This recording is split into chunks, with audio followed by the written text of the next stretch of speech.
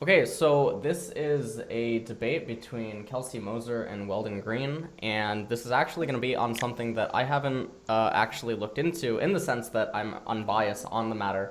I know that both of the threads got front page Reddit. There was a lot of discussion on it, but I didn't actually take the time to look into either one, and so for that reason, I think it's going to be really interesting. This is mostly about how Kelsey made an article referring to something that Weldon had stated, that mid and the late game were the most important parts, and disagreeing with that because if you only had a 0 to 3K goal deficit, then the 20 to 40 is all that matters. Weldon, on the flip side, thinks that training is a zero-sum game, and if you train the mid-game first, then it's going to be the most beneficial, because if you train early game and get to mid-game, it doesn't matter because you don't know how to win. Whereas I guess you're not really going to lose games because of some early game loss. You're more so going to lose in the mid and late game, I think, is his point of view. So let's jump right into it, I guess. So Kelsey, I guess you can start because you made the initial accusation. Well, I Yeah, made the sure. initial video. Yeah. I mean, if It you want to exists. So start, it's well, up. then doesn't matter to me. Go ahead. What is easier for the sequencing of the argument so that the viewers can catch up? Maybe if I just go first and I can do the premise, and then you can talk about where the holes are in it Sure. and your point of view about that. Okay. So I made a video. Some of you have probably seen it. Some of you have not. Saying that basically that I think that it's really important for teams to train 20 to 40 minutes because training is a zero-sum game, and you win and lose the game in the 20 to 40 minute span. I think that after 40 minutes, it just means you're not good enough to actually end the game by then. So this is all about average game time. I said casters shouldn't essentially gauge team's skill by average game time because it's not a predictor of team skill.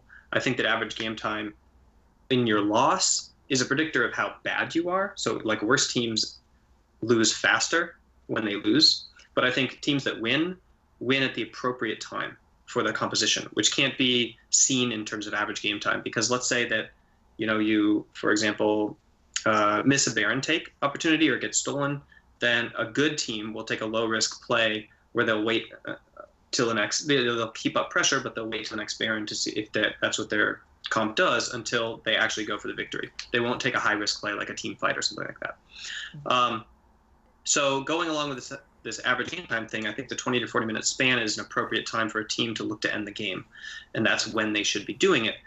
And what I hear a lot is the narrative of like the kind of TSM of last year, which had a very high pressured early game, and that's because we trained for proactive playmaking. So the idea being that if you're ever not in a play at any point, you're doing it incorrectly. And I think that because training is a zero-sum game, although halfway through the split we did transition into taking the same principles to the mid and late game. Like the fact is that at Worlds and on the international level, everybody's really good at playing defense in the early game, and so you can at most against a good team get a 3K or benefit or a 3K deficit. And so the training that you do there should be secondary to the training that you do afterwards, which is the 20 to 40 minute where you actually secure the win for the team because you trained because teams can play defense in Okay. the early game. I want to, I guess, ask you a question on that. So what happens in a scenario, right? Because there's multiple esports, but I could list a reference where you can intentionally try to stall the game out or do things that it's not going to win, but it's going to delay the inevitable. And what I mean by that is you can have two teams at the highest level making correct decisions, but then a mechanical fumble occurs and it leads to the game ending in 23, 24, 25 minutes, which is a very early game timer. But then you can have teams like Generic Green Wings or other teams that are not as good, and they have wave clear, and there's other variables at hand that enable them to require the other team to have either Baron or Elder. And that's completely outside of the other team's control. And even if the other team is playing correctly, it still does not enable them to penetrate the base, barring some gigantic fumble. But when This is why I think average game time for winning teams is such a bad metric, because you could win the draft and the other team could lose the draft. And the way that they lose the draft is by drafting a turtle comp. and they're never going to win the game ever in a million years, but they are going to go to 60 minutes. And that's like they lost, in draft. Right. And the game time doesn't show that the opposing team, like the victorious team that won the draft, played the game correctly by waiting for certain item spikes and for certain objectives until they could break the turtle in a low risk way. But it also doesn't mean that teams that have longer average loss times are going to be better, because those teams that just draft turtle comps and have long average loss times aren't necessarily playing correctly or playing well. But do you think that teams that draft turtle comps and then lose the game in 20 minutes are worse than teams that draft turtle comps and lose the game in 60 minutes?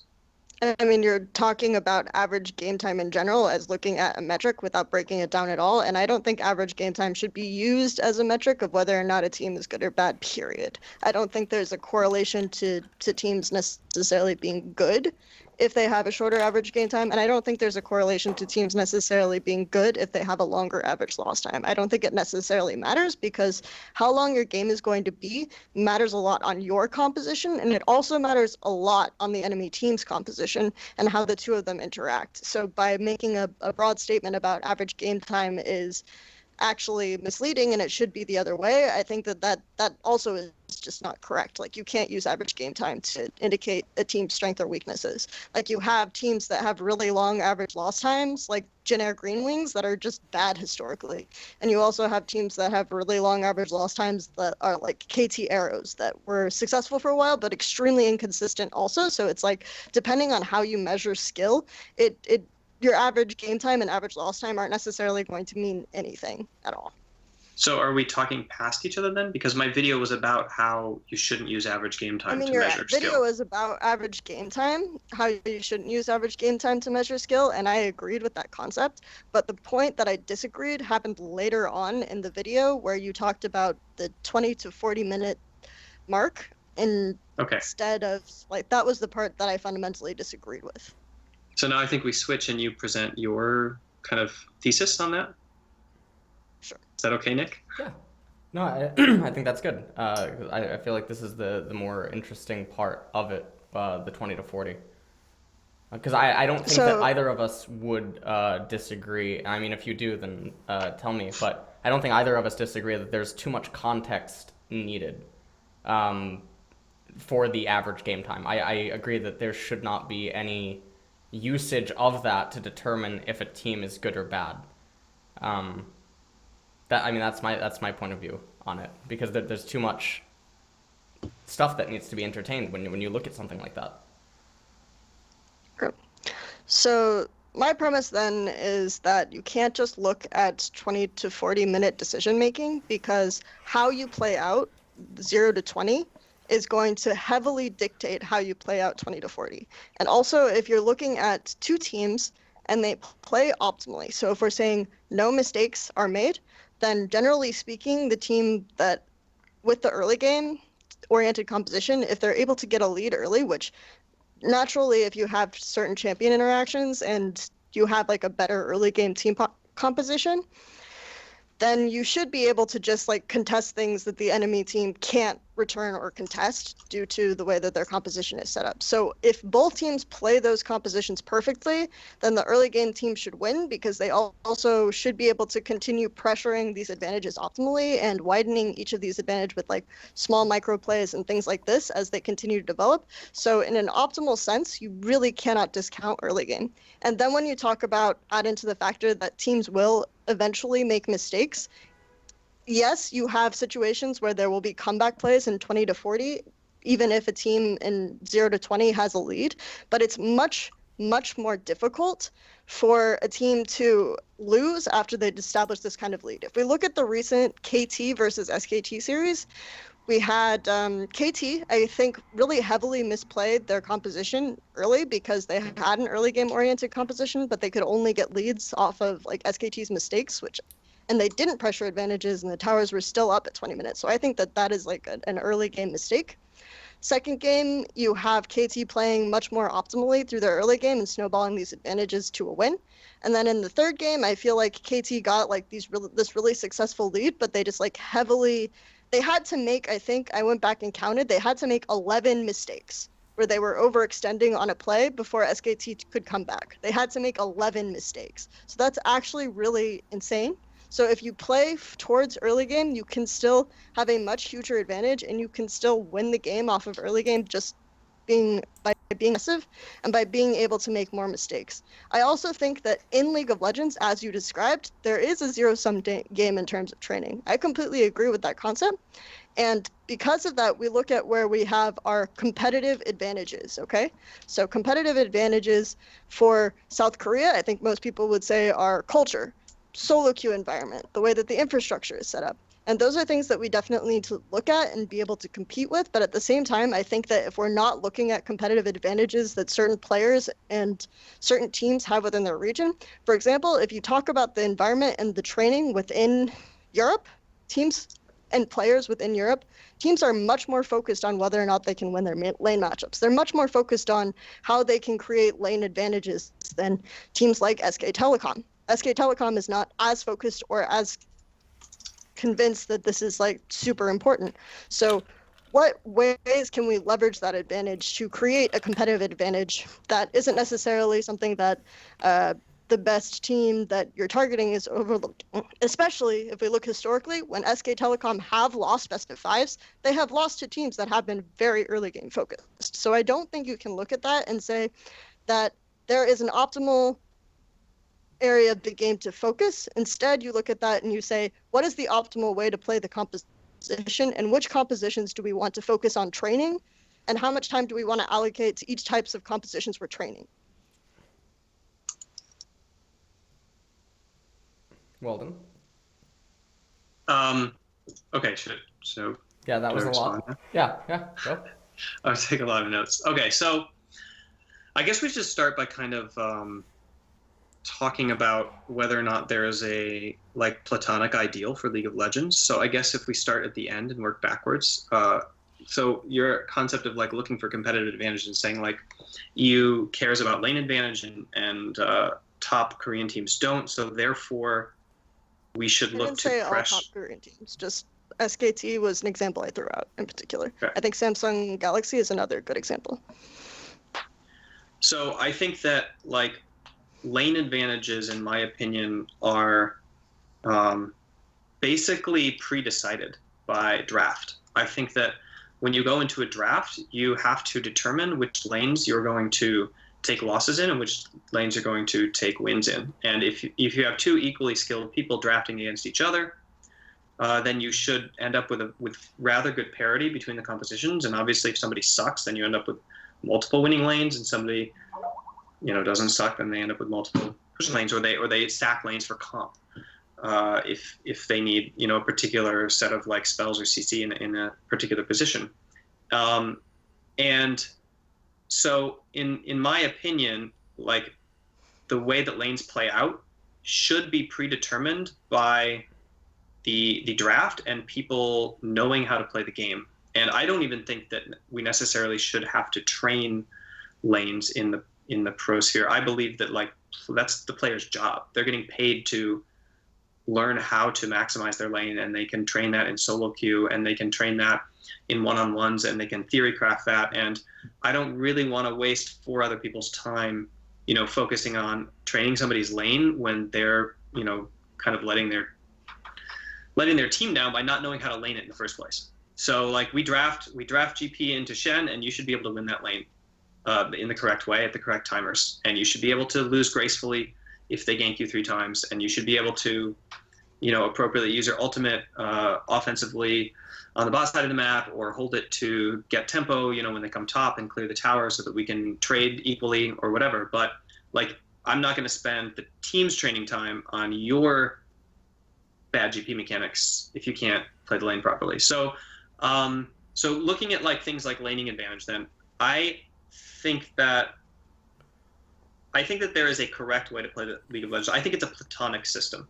So I think that in some metas, there's a rock, paper, scissors system in League of Legends where there's like one composition that actually could be drafted that counters another one. And it's kind of like a game of chicken in the draft, who is exposing their draft kind of first. Although I believe that I haven't seen that in a long way. So what I think that league is that there are these champions at the top, and there's like a certain composition or style of compositions that is mostly defined by, at least as I've seen it in the last few months, by which junglers are OP, because then that determines what your mid 2v2 and your top 2v2 look like a lot, and how much CC those roles need to bring.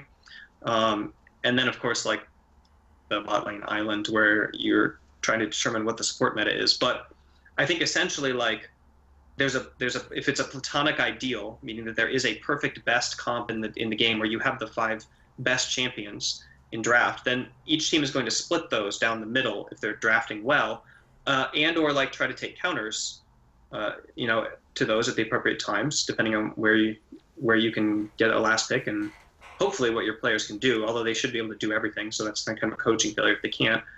And then at that point, like, the game is being played. By the time of 20 minutes, we should already know what advantages and disadvantages should be garnered by each team based on playing well defensively or playing well offensively. So that's kind of my point of view towards the idea that we should more all in on our regional strengths. I think that that's dangerous because I believe that Korea is ahead because they actually trained it. I think that if you don't know how to play League of Legends, you should learn how to play League of Legends rather than trying to. So here's an analogy. I say that bad teams who are never going to win, like let's say the 8th place team plays the 1st place team in NA. I think they should draft like a really unbalanced comp and go all in on the early game, or something crazy, or like, draft just like an insane top side of the map or whatever, and just try to win through cheese, essentially. And I think that what you're proposing is that we regionally try to win through cheese instead of learning how to play real League of Legends. And I disagree with that. So do you think that the only thing that is involved in the early game is laning phase and laning and being able to play your lane matchups correctly? Do you think that that's the only aspect of early game that matters? I think that there's 3 lanes on the map, and then there's a 5-man jungle. And a lot of people say jungle's a lane. I think it's a 5-man unit, and I believe that there's a offensive and defensive seesaw that goes on across the map. And if you're playing very well defensively, when a team appropriates resources to make an offensive play and they have priority on the bot side of the map, then you can get equal pressure trade on the opposite side of the map if you anticipate it correctly through your vision and you know that you're playing defense and you're prepared for that play. And that is what the top teams consistently do when we play against them. Playing early game defense is not a part of training early game? No, I think that's definitely part of training early game, but I think that you learn the same exact skill set by training comeback plays in the mid game. So for example, in the mid game, if they're piling up bot and you want to make a tempo swap top, not a tempo swap, if you want to make a resource swap top, then you apportion enough playmaking on the bot side to like slow them down while apportioning just enough on the top side to try to take equal resources. And if you're a team that's behind, so let's say you're like 2k behind and they're making an offensive play on your bot tier 2, and they get a turret and you get a turret in exchange on the top, they lose, right? Because they have a lead, so they should technically be able to take without giving. And what I see out of defensive, like strongly defensive teams like SKT, is they're able to just be fast enough in terms of reacting in the mid game that it doesn't seem to matter a lot of times how big a lead we have going into them, because they just back off turret and just give turret chip damage, and then they wait for their jungler to join, and then they defend the next wave, and then they sit back and they give the turret, and then Faker goes top side because our mid cleared mid and they have a ward over the edge of line brush, and they just see him going that way and they swap sides of the map like instantly and just equalize pressure in a defensive way.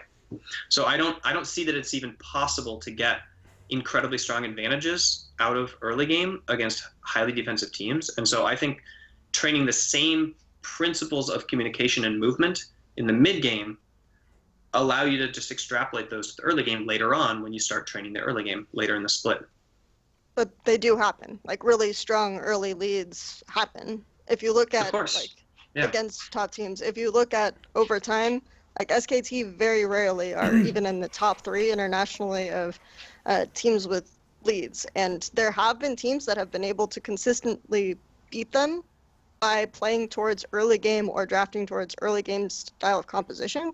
Like, even if we talk about, like, part of the reason that is that Faker himself and the way he approaches the laning phase is actually like fairly aggressive, and he will go over because he like prioritizes having this type of mid pressure. There was the exchange in the KT series, and part of the way that KT really misplayed their early game is that Pawn had Jace, but instead Faker would clear the wave, and then he waited in the side brush for Pawn to like kind of walk forward and clear out, and then he immediately chunked Pawn, and so it was really hard for Pawn to contest the wave after that. So he's playing like the matchup that should have not necessarily been good for him, which was like Rise against the Jace, in a way that necessarily kind of shut down KT's early. But this is like, still, I wouldn't necessarily characterize that as like super defensive play. I would just characterize it as playing or looking for leverage and openings in the early game, which I feel like teams are not like, this is a skill that has to be played, and the fact that he's able to do that, like that type of thing, is an abusable aspect of the way that SKT like to play the game. Well, first, I think it's interesting that we only think of aggression as aggression. Sometimes you can use aggression as defense. Yes. You can use it to mask That's exactly how we train defensive it. properties, right? And then on top of that, I mean, Deuce 7 will be ace-ace sometimes. It doesn't mean that it's the optimal play. And when we're talking about pro gamers and careers and longevity, you would want to be on the side of ace-ace. Poker professionals will think that a 60-40 is enormous. They're in love with it, right? A 60-40. But if you ask a regular League of Legends person or a bettor or an analyst if 60-40 is good, most of them will tell you no. And I think that that's very surprising, because 60-40 is all that matters in the end across a wide spectrum of games. And so Right.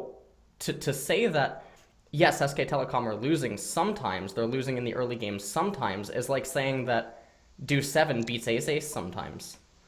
But that's the way that they lose. That's the thing, is that like when they lose, Well, they I guess don't really lose, maybe it's but, a like, different of like passion, because I personally want to, like, maybe you just want to see a team beat SKT, but I want to create a consistent performance that is the best in the world. Yeah, I think you can, by leveraging a competitive advantage. I think you can create like a separate thing that isn't necessarily, because like there are teams that have done really well and been considered the best in the world that haven't necessarily copied this mid-late game decision making. I watched a video. I think that was before the. Yeah, go ahead. I watched a video where you said that Samsung Galaxy White was probably the best team in the history of League of Legends, and they were definitely a team that all-in on the early game decision making. And like they actually, when they lost their games and when they did poorly, it was when like they would lose their games rarely, but it would be definitely because of these late game decision making. So their late game decision making was not as strong as their early game decision making, but they were still a very oppressive and strong team in that sense. So I think that there are ways to create leverage from advantages in the early game that, and then like when you talk about just like laning and the jungle, this is like a really nebulous idea, right? So what are we missing, right, in the early games of like European teams, for example? Are we missing just like tunneling in and saying that we can't get this advantage with our comp? Because I agree, 60-40 is huge, and if you have a composition that has a slight advantage in the early game and you're not pressuring it, you're misplaying that composition. No matter what, all stages of the game are going to be important if we're assuming a perfectly played game. Because if we're assuming five perfect humans versus 5 perfect humans, then any micro advantage at any stage of the game is going to be important, but that doesn't have to necessarily do with the phases. One could agree, though, that, for example, in chess, a grandmaster could give a lower MMR or lower ELO player a free piece. They could give them a bishop, or they could give them a knight, or they could give them even a queen. And the grandmaster will still win the match because they understand more about the mid and the late game and the transition into that. There's another saying that if you teach someone the end game of chess, you're teaching them chess. If you're teaching them openings, they're just teaching them openings. They don't actually understand chess and everything that goes into it. And I think that actually ties into what Weldon's saying, where if you teach the mid to late game, you're teaching League of Legends at its core fundamental process, where if you're training the early game, you're not necessarily not teaching League of Legends, but you're teaching a much more volatile point of the game because it's subject to change every 2 weeks, to patches and things that are outside of professional players' control. And that's not to say that late game can't change, but it's much more constant, I think. So the principles of late game that I think can be easily changed and that Riot have even discussed changing are things like the importance of Baron, right? That's something that they could change at any time. People look at the way that lane swaps were changed, and yeah, that drastically changed the early game, but the principles of creating pressure through strong pushing lanes and using that to invade and control the jungle and control space from that have always existed. Principles of tempo have always existed. Yes. The idea is that if you get an advantage in a lane, that's going to drastically change the way that you play mid-lane. In the second game, or in the first game between Flash Wolves and G2, you had a situation where G2 made the choice to play around the fact that they had the Renekton, whereas like Flash Wolves played around the fact that they had the LeBlanc and they controlled the LeBlanc and they kept the LeBlanc from going off. Your Renekton before like patch 7.4, when the Black Cleaver gets changed and you have like the extra health on it, is going to not really necessarily do a whole lot for you. So that is misplaying your early game according to what your composition needs. And the fact that G2 didn't really focus on the LeBlanc, I think, was a big problem. And as soon as like Flash Wolves had the opening and a tower fell topside, they were able to target and isolate the LeBlanc and keep the LeBlanc in a position where it couldn't necessarily burst down the enemy target. Whereas I think that would have been really easy to play around because they had Elise and LeBlanc. And that's something that I think was a huge misplay, and Flash Wolves wouldn't necessarily be able to contest that. One thing I really like that you said is the idea is that, like, well, you know, Riot can change the things that are important in the end of the game, but these principles of tempo and pressure can be used throughout the game. And that's actually part of the exact reason that I think it's important to train these principles in the late game, or not the late game. I don't really care about the late game. I only care about like 15 to 35 or 40, which 20 to 40 is just like easier to round off. But what I believe that tempo and pressure in the early game, so 0 to 15, are much more optimized, meaning that like if you want to scrape out gold lead by gold lead by gold lead, you need to apply the exact amount of pressure and the exact amount of tempo while simultaneously playing a seesaw on the other side of the map to prevent the offensive defensive trades. And so you need to apportion, like, for example, the jungler or the top TPing bot and then instantly recalling and going top in order to catch, and things like this, where you're kind of hedging your bets in terms of actually making the play.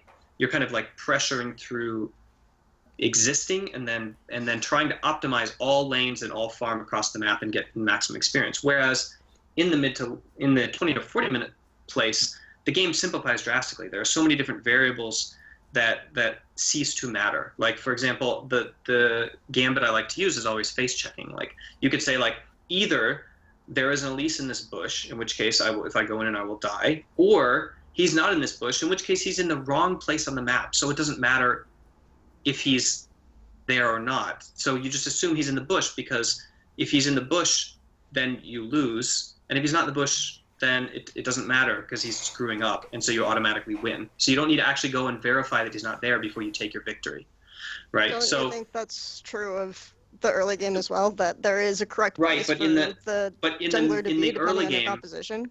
You're not doing it correctly if you stick all four guys bot and then like clear the wave and then everybody's hitting the turret and then you all back and recall. You need to be more efficient and optimized with your like recall timings and your apportion of resources in order to scrape advantages. Whereas in the late game, if you do that, or sorry, in the mid game, if you do that, like gold doesn't matter as much anymore, and neither does experience gain. And what really matters is, are you sitting in base when your team is about to get engaged on, and are you pathing together, and how is your essentially like your shape when you're base checking when you're catching. And I think that those things can be incredibly punishing, because all of a sudden you're in your respawn chamber and like the opposing team is taking an actual advantage is going to win the game off of your death. I feel like what Weldon is saying is he's not necessarily discrediting the importance of early game, but again, he's saying it's less important. No, I'm he's saying it's less definitively. he's saying it's less I mean, if you have to make a important, but decision, he's not discrediting that it has importance. He's just saying it's less important, which isn't necessarily the same thing. I mean, I don't think it's less important though.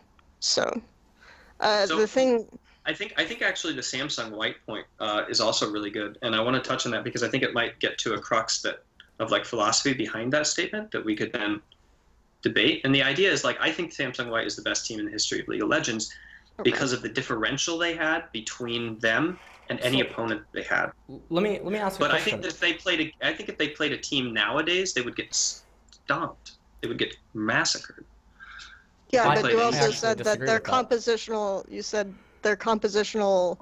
The reason why you thought they were the best is because their compositional understanding was superior. So that's why I used it as an example. So if in Kelsey, do you play chess at all? I haven't in a really long time, but I Okay. know how the game works. But if we taught you openings up to 15 moves or something, right?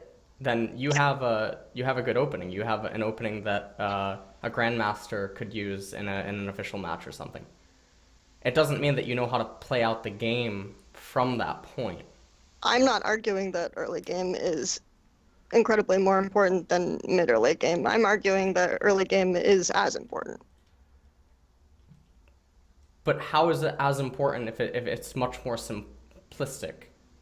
I don't think it's much more simplistic to play out the late game because like you haven't really been able to answer the question, which is that why doesn't it matter like where the team is positioned on the map in the early game? I think that still really matters, especially if you're looking specifically at mid game. Like your death timers aren't going to be nearly as punishing like in mid game as they are like past 40 minutes. So if you're like looking at between 20 and 40 specifically, right? What you're having there is a situation where a team that has played early game really, really well. And okay, so we're saying that like everyone is choosing their own adventure, right? And everyone is choosing what to train. So you have a team that has trained early game really, really well. And you have a team that has trained mid game or late game really, really well.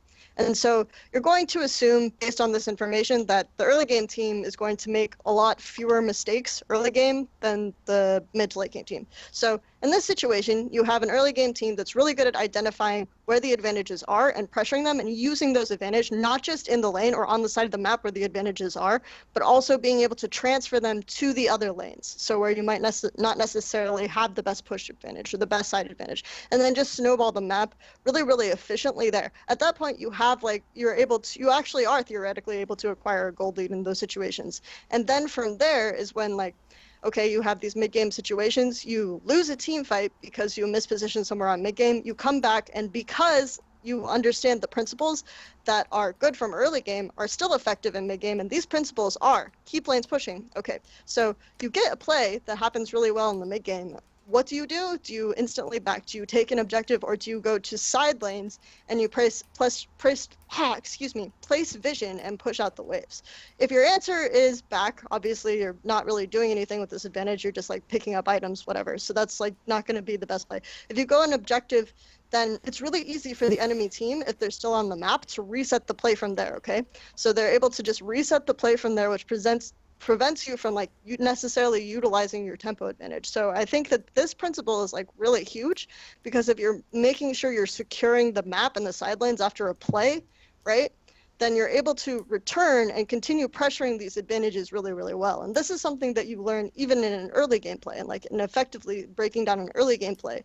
And then when you have a lane with an advantage or an area with advantage, you know how to play with that advantage and where to move that advantage on the map. And your decision making in the mid and late game actually becomes even easier because you know where your advantages are, you have your advantages, and you're able to like actually make it more difficult for them to make late game decisions. They can no longer necessarily like contest the Baron really, really easily because they don't know if you're like slightly advantageous mid laner or something is there and can take advantage of them. Things like this like actually make it more difficult to make mid to late game decisions. And so if your early game training can be differentiated and really focused, and you are assuming that like not all teams are going to have the competitive advantage, and you're really, really like honing in on your competitive advantage of early game, then I think then you can make early game matter a lot. You can make early game really, really decide whether or not you win or lose. So I think that January, March, April, May, June, May 20th, like 2016, if we'd had this discussion, I think that I would have agreed almost completely with the idea of using training principles from the early game to cascade into like the same principles in the late game. But all of my tests where I have essentially done that and then seen the effect that it has on decision making at other points in the game have essentially like changed my mind and convinced me that it's actually better to train the more important decisions in the mid game, so the 20 to 40 minute point, in situ, so like actually in the environment that they're in, as a way of translating those ideas back to the early game later. I think that I would have agreed with this idea because of this concept. So let's jump back to like March, May 20th, 2016. So my philosophy toward League of Legends is that it's very similar to baseball in that it's a game of errors, right? So there are forced errors and unforced errors, and you will have unforced errors in a game. There are infinite amount of errors to make, and it is impossible to play League of Legends perfectly. Period. So there's unforced errors. Now, an unforced error is completely unpredictable, meaning that you can't necessarily take advantage of it. So let's say somebody buys 2 boots and then they refund one. That's an unforced error. And you don't happen to be near the shop and able to like shoot a long range skill shot to put them into combat and make it so they can't refund their boots. You can't punish that error, right? So there are a lot of unforced errors in terms of pathing, in terms of like what you do, where you don't ward, where people leave themselves exposed, where people like mess up their level 1s that are just never punished because the teams don't know about them or aren't in a position to actually punish them because they just can't get there fast enough, even if they realize that this unforced error is going on. So I prefer to use forced errors, much like in tennis and baseball, where you win essentially by forcing errors.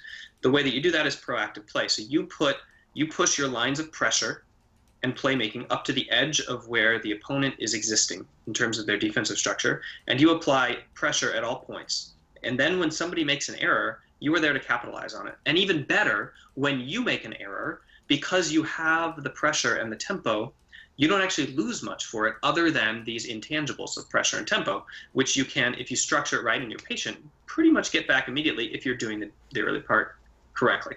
And so what happens is the other team makes many more forced errors and you make many less forced errors, and you make maybe the same amount of unforced errors, let's say on both sides of the team, given that they're the same skill level.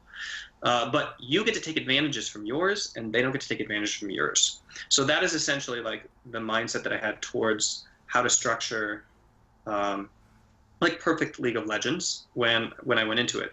But what I found out later was essentially that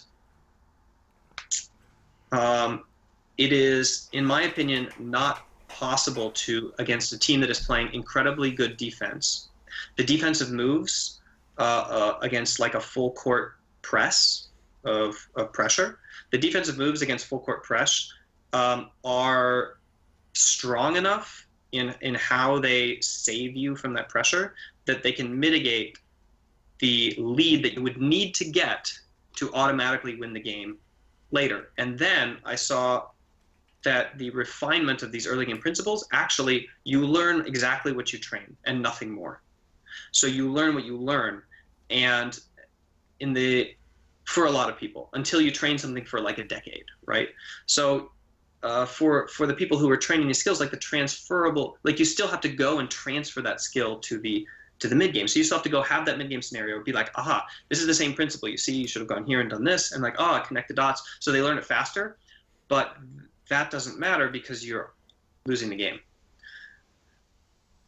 And so I think that like I was convinced through my experiences, like in training after that basically that it should be the other way around. That you should train these principles in the mid game where the punishment is more severe and you're training the more important decisions that actually win and lose the game, which are like immediately clear and punishable. And then you can transfer those same exact principles to the early game, but you get a feeling of patience around them because you have a way to effectively play against these heavyweights in the mid game, and so you're not as liable to take medium risk, medium reward plays, and you stick with the low risk, high reward plays or low risk, medium reward plays that are necessary to kind of like catapult yourself forward.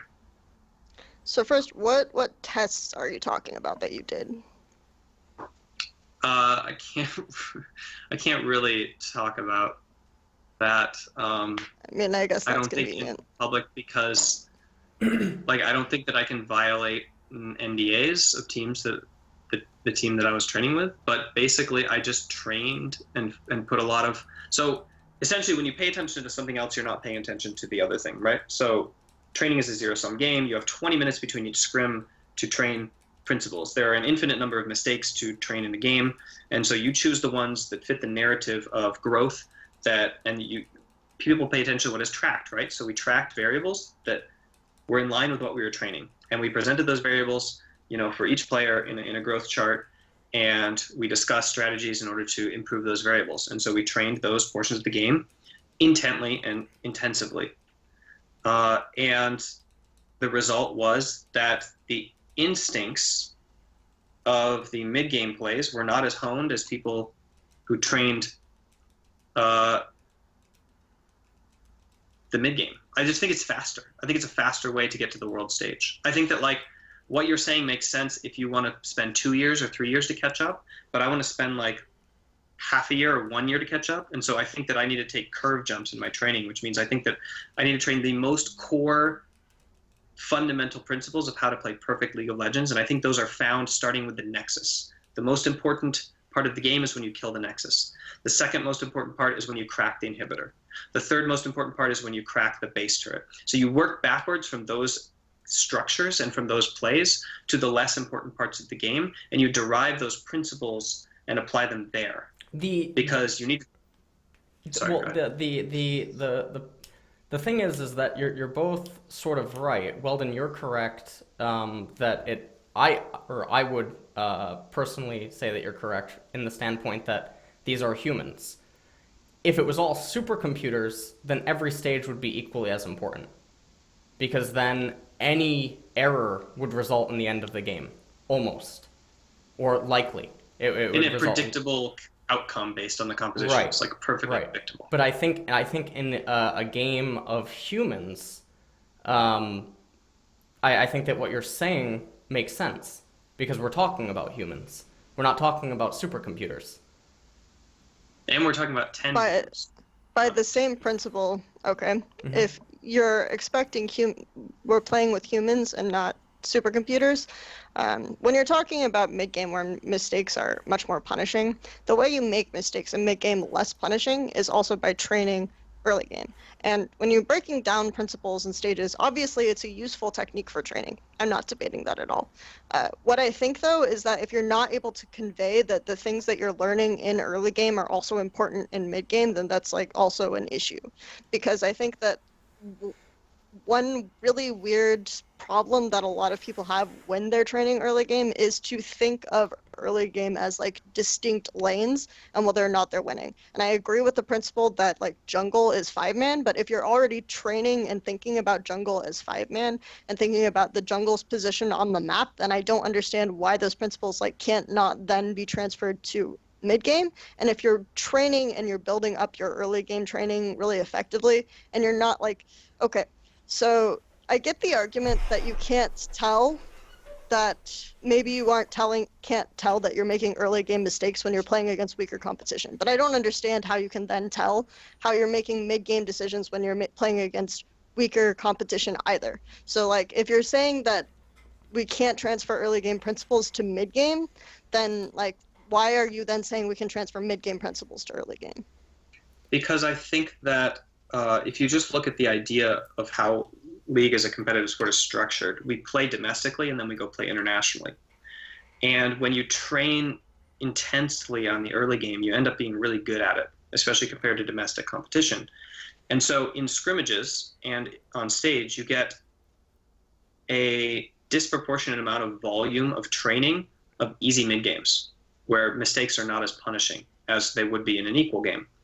And therefore, you get lazy. It's impossible for the brain to not be lazy because that's how our brain is wired. I think Daniel Kahneman put this best in Thinking Fast and Slow when he wrote this theory of essentially, the two sides of the brain, that you have this like hardworking one and this lazy one, and this lazy one is always looking for optimal systems of effort.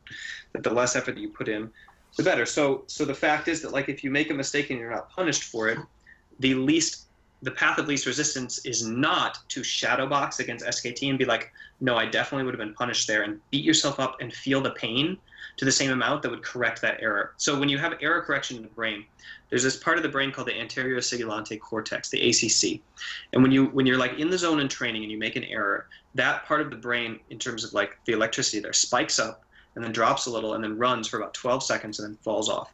And during that phase, you're releasing a lot of neurotransmitters that are like going in and rewiring neurons. You don't build new neurons, but you rewire and take them over to learn new skills, essentially, or to add to your pattern recognition. So it's this recognition of errors in the moment at the exact time that they happen that leads to like the kind of training that you have when you're doing muscle-based training, which is you see a pattern and you make a reaction and it's the wrong one, and your brain starts to correct and refine your movement. This is something like innate learning, implicit learning, that like all pros must have to reach the top. So what happens is you get to the mid-game so strongly, so often, that you are not punished by domestic teams enough for this implicit learning to constantly do it. So you have to upgrade the amount of VOD review and shadow boxing you do against teams that might be better, so you can try to anticipate the punishment that you would receive. So I think if you're thinking of optimal systems in terms of the competitive year, it makes more sense to train the mid-game when you suck at early game. If you suck at both of them equally, you should train the mid-game, because you will end up in the mid-game getting punished more often if you don't spend a lot of time in your early game, and you'll get that implicit learning in the most important plays, where it's like really punishing to mess up because you make a mistake and then all of a sudden you make 2 tempo mistakes and the game is over, which, by the way, is what happened with Flash Flow. So, we had a cascading like 1.2K gold lead, and then we made 2 tempo mistakes. You made a lot of mistakes in the early game before you even got to the tempo mistakes. Sure, yeah, we could have made like hundreds of better mistakes, but the point is we got there with a lead and it didn't matter because 2 tempo mistakes unraveled. Yeah, but you didn't like transfer your lead to the side. So you're saying we didn't do like lanes. I'm saying that you misplayed your early game against Flash Wolves in several instances. And I'm saying we misplayed our mid game way worse, because that's where we actually lost instead of gaining an advantage. I think that you lost your early game like pretty. If you're defining early game as 0-20, I think you lost pretty hard in the early game. By coming out with a lead in Yeah, because you didn't identify the lane that would transfer. Like in the first game, you didn't identify the lane that would transfer well. Later on, by building up your LeBlanc, you instead built up the Renekton. You didn't transfer the lead that you had on your Renekton. If you have a Renekton that's like ahead, and you have an Elise and you have a I'm not disagreeing with any of that. Really not necessarily be anything. Okay. If you're obviously, hold on. Whoa. The argument's starting to attack G2 rather than the principles, and I don't think that's healthy. I'm not attacking G2. I'm saying that G2 made early game mistakes, and if he's saying that early game training isn't important, and that I'm disagreeing with where they lost the game. Well, okay, let me ask a question. I'm not attacking G2. Okay. Would you agree that early game has less available options than mid or late? I think yes. that you have... No, wait. I think you have way more options. I think the game super simplifies mid and late. Well, in the sense that all the jungle camps spawn at a certain time, champions have set, items, they're confined to set gold values, certain amount of wards can be used, etc. Much like a chessboard, all the pawns are on the second row, all the pieces are in their opening stance. Yes, there's going to be invades and stuff, right? But for the most part, I feel like there's significantly less options available. Yep. I think that the early game is, I think basically when I come down to it, I think that there is a correct play to be made at any given moment effectively in the game. And this includes early game, this includes mid game, and then this includes late game. So there is there are a bunch of wrong options theoretically. You could path like an idiot, right? But there's there's also the optimal way to play the early jungle start, and so there's that decision. In mid game, you have are we setting up it depends, are we going to play our composition correctly or not, is basically what it is. That's, to me, I don't necessarily think that there are more or less, there aren't more correct options necessarily at any phase of the game. There's like pretty much the correct or the best play to be made. I There's think that a more optimal play from an analytical standpoint, yes. Yes. And you should play towards it, correct. But I think what Weldon is trying to say is that the same principles that apply to coming to the decision to make those plays are not necessarily taught just by the early game itself. It can be learned through the mid and late game. He actually has said that he thinks that the mid and late game is where the game simplifies. So I think he might disagree on that point. So Yeah, I would I like actually him disagree to on that. explain. So I would like him to explain his perspective on that then. So I'll give an example of like an AD carry catching farm mid, right? So here we're at 25 minutes, and the AD carry on blue side is positioned near the line bush, and he's clearing the wave. And there are basically like 3 important factors here. Like, where is the opposing team's engage? Where is your support and jungler? And like why is your flash up? Essentially, like the number of things that you have to consider are like, can I catch this and kill these 6 minions like safely without dying and losing the game right now? And there are certain threats against that, and they can come from certain positions. And if you have control over your side of the map, more or less on the the set split by mid lane, and you have somewhat control of your side of the map as split by the river, then you can pretty much guarantee safety. Whereas I think that in the early game, what you're forgetting to add in terms of complexity is the laning itself. So if we just take, for example, bot lane, where you have the position and the cooldowns of each person, as well as like the CS game and the trading game, and then you multiply that by the so like the jungler pretty much is known, where they're going to start, but then after that we have this like increasingly complex decision tree of like where it is that possible places that he could exist. Right. So it starts out like incredibly simple, and then it massively and not only do all those places exist, like they exist in the mid game too, but none of them matter in the mid game. Like half of them matter, or like only one does. Is he in that bush? If yes. If no, fine, right? So whereas in the early game, like if he's actually top side, it really matters for bot side laning, because you're going to trade completely differently, ward completely differently, position completely differently, spend your mana differently. And I think even in the mid game, like depending on where your in the early game, depending on for mid lane where your jungler can actually be, like you might run out of mana for the push in a winning lane and then get pushed in, and he might get a base on you because your jungler happened to be, taking the wrong path at the wrong time after a gank, and then all of a sudden he's not there to help you push out, and your lane is. So I think the complexity of the early game dance is massive, and there's so many things to take in consideration in terms of pathing. Whereas in the mid game, it's almost simple enough that like analysts who are not professional players can really understand the correct movements to make. Whereas like in the early game, you must know professional level laning to even start to grasp like how pressure is playing out, essentially. Okay. Why is Ashe bot? Why is Ashe bot? That was what you opened with, right? You have mid to late game, and you said like Ashe can decide whether or not taking these minions is depending on like the jungle, No, she's and that's mid. where. Okay, She's so why mid. is Ashe mid? Because you're retaining control of the Baron area right now, in hopes that they're going. We're sitting right now on the river. There are a lot more. I'm just saying that there are a lot more variables that you explained in terms of this, because it's like. I think if Ashe shows up bot at 26 minutes, the other team wins. If it's a 5v5 and everybody's What's all the other context? Yeah, that's what I'm saying. Is that okay? So the context in my head, the context in my head. Right. You have 2 teams with equal gold, who are team fighting compositions with engaged AD carries, who are positioned around Baron. Dragon is down, teleports are up, and your Ashe shows up on bot lane farm, then the opposing team should immediately engage onto the enemy with all of their 5. I feel like there's more context that's needed than just that. You can be even in gold, and I feel like that's a topic that we shouldn't branch into. In the default 26-minute position, if you're a team that's in control of the game and everything is like default settings, then I think it's pretty error-ridden to send your AD carry to catch bot on the farm. I mean, I don't know what you mean by default settings. Well, I guess. if you have if your AD carry is, I mean, it can be Ashe, it can be Jhin, it can be Varus, etc. But you have if we're doing like temp, if we're resetting, the resetting and temp.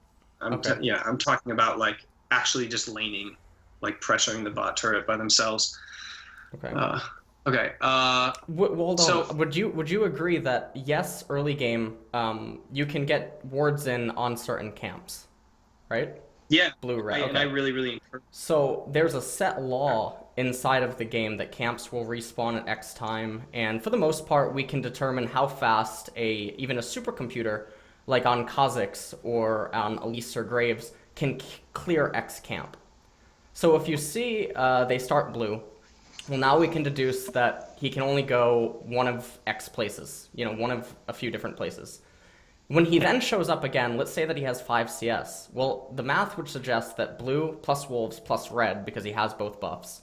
That means that we know that a supercomputer Graves cleared wolves at X time, or it can clear it. So we play to that because we're playing to the best possible scenario, because we don't need to play to a worst possible scenario. So now he's confined by the fact that golems, wraiths, and gromp still exist. He can't change that. He is now limited in nature.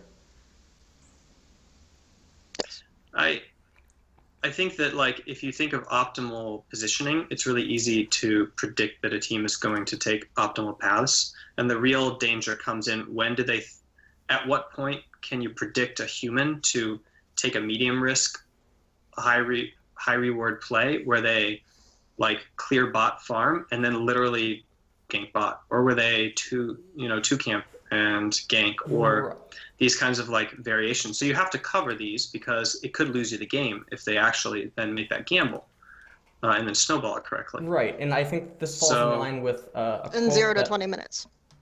Sure, but this falls in line with a quote like that canceling that play out, Kelsey, involves putting a ward at a specific spot at 1 second of the game and then being done with it, and you never are under that threat again. So the defensive play is zero risk. It's like zero, basically takes 0 resources and 0 time, and you lose maybe 1 CS, if that. If you can't get the ward in place, because you just play a little bit safer, and you shouldn't have. If you're afraid of a gank anyway, you shouldn't be shoving it up, laying up anyway. I mean, there are ways to play off of the fact that you're expecting a gank anyway. I mean, like, even if you put the ward or not. And if you're pushing out the lane and then the jungler comes, then you can be prepared to make, like, a better play on the opposite side of the map as well. So it's, like, not necessarily you're just wanting to avoid or not push out, because you get a lot from pushing out. And you get a lot from dragging the junglers, so there are a lot of... So, like, this is the thing that I learned, that I had the equal pressure system, like, as kind of like a default way of, like, preventing the unpredictability of ganks. So if you say the system of ganking is like, okay, we can pretty much track where the jungler is. Like, I've been listening to a lot of pro junglers, and they basically keep their team informed of exactly where the opposing jungler is, like 99% of the time. The difference is when, like, there's variations, right? But the way to be completely impervious to a gank is to be prepared on both sides of the map to actually take advantage. And then as soon as the play is made on the other side of the map, you take a swap advantage, and it doesn't even matter that they got the successful proactive play off. So that's one really good way to pressure it. The problem is that there's 2 pieces of that system. So it's automatically complex compared to a 1-piece system. So there's one extra failure point. And that involves, like, that person's back timers and that person's pressure timers. And you have to coordinate between those in order to make sure that you can play bot, threaten yourself bot, and at the same time you can threaten yourself top. Then I remember this one situation where I was, we were maintaining this. It was like 7 minutes in, and the person, the top lane, recalled and just forgot to say, like, for 3 seconds. They recalled, and then they were in base, and they're like, oh wait, I recalled, and then the jungler ganked bot, and the system broke. And they took the advantage, and we couldn't counteract on the top side. So you see how these systems are incredibly complex in terms of offensive play, but, like, the defensive system is 1 person, 1 ward, 1 time, and you just back off and you give ground and you wait until you can win the game in a single well-constructed play in the mid-game instead of having a very complex system of pressure that applies over and over and over again for 20 minutes, and one single error results in that breaking down. Let me interject, which I think right is here, dangerous. So a lot of the things that you're talking about placing words at certain timings, recalling, conveying X amount of information, and then keeping certain players on a leash through information that's being conveyed to your teammates, etc. Those are all principles of not just the early game, but also the mid and late game. And if you have those principles and you hone on them, it by nature will improve your early game to a point where defensive play will always enable you to be at an advantage.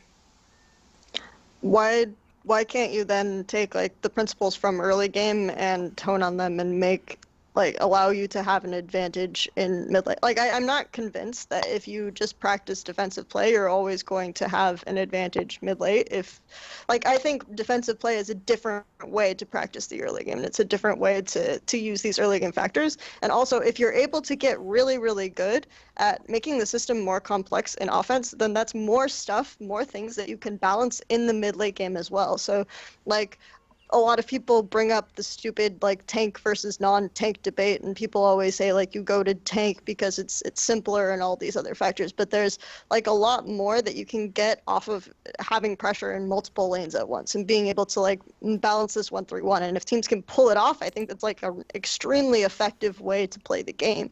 And this also often involves getting early lead advantages in multiple lanes, things like this. And I think it's and then if you play this out well, it's not so much that you scale improperly as long as you can balance the advantage across lanes. So I don't understand why we're necessarily saying, okay, simplify the early game, practice these things in mid game, and then that will help you improve your early game. Why can't we just say, okay, we're practicing the early game and we're getting really good at defining and understanding these principles, and then when we set up and we think of a play, we think of the setup, we think of the play, we think of the reset or how we're going to do it from there, and then we can transfer this concept maybe even in isolation to mid game to late game, etc. Okay, early game, there's a few things that early game does not have a part of it that mid and late game have. One would be rubber banding, for instance, experience, right? The rubber banding mechanic.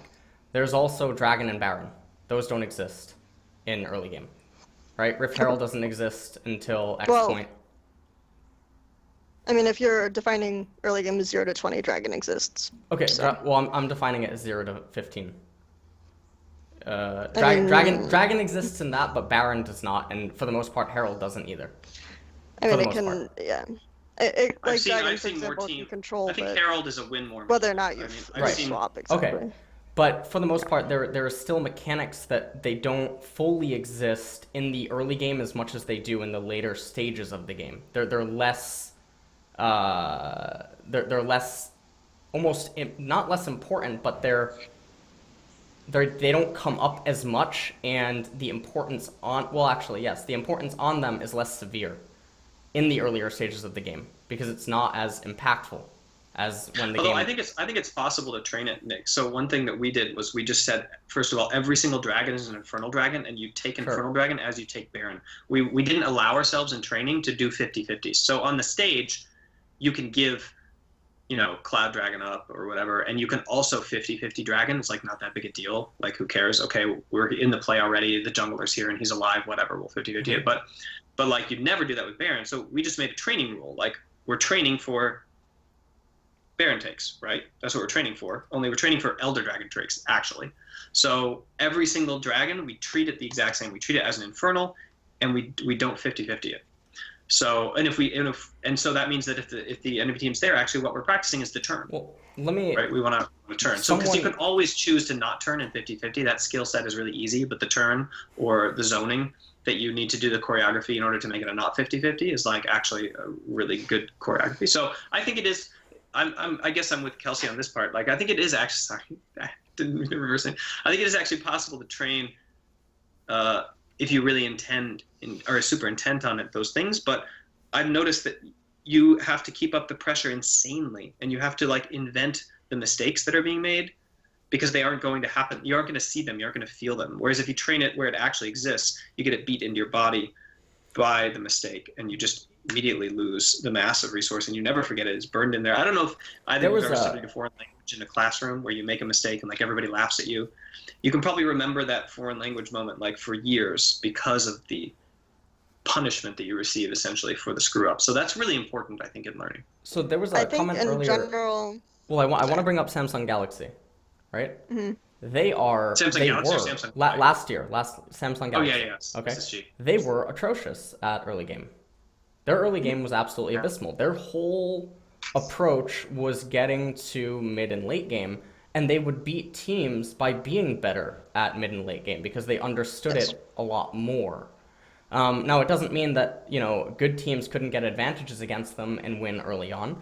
But in the same sense, Rocks Tigers, SK Telecom, they could get advantages, KT, against them early on and still be unable to finish it out because there is a lot more variables at stake.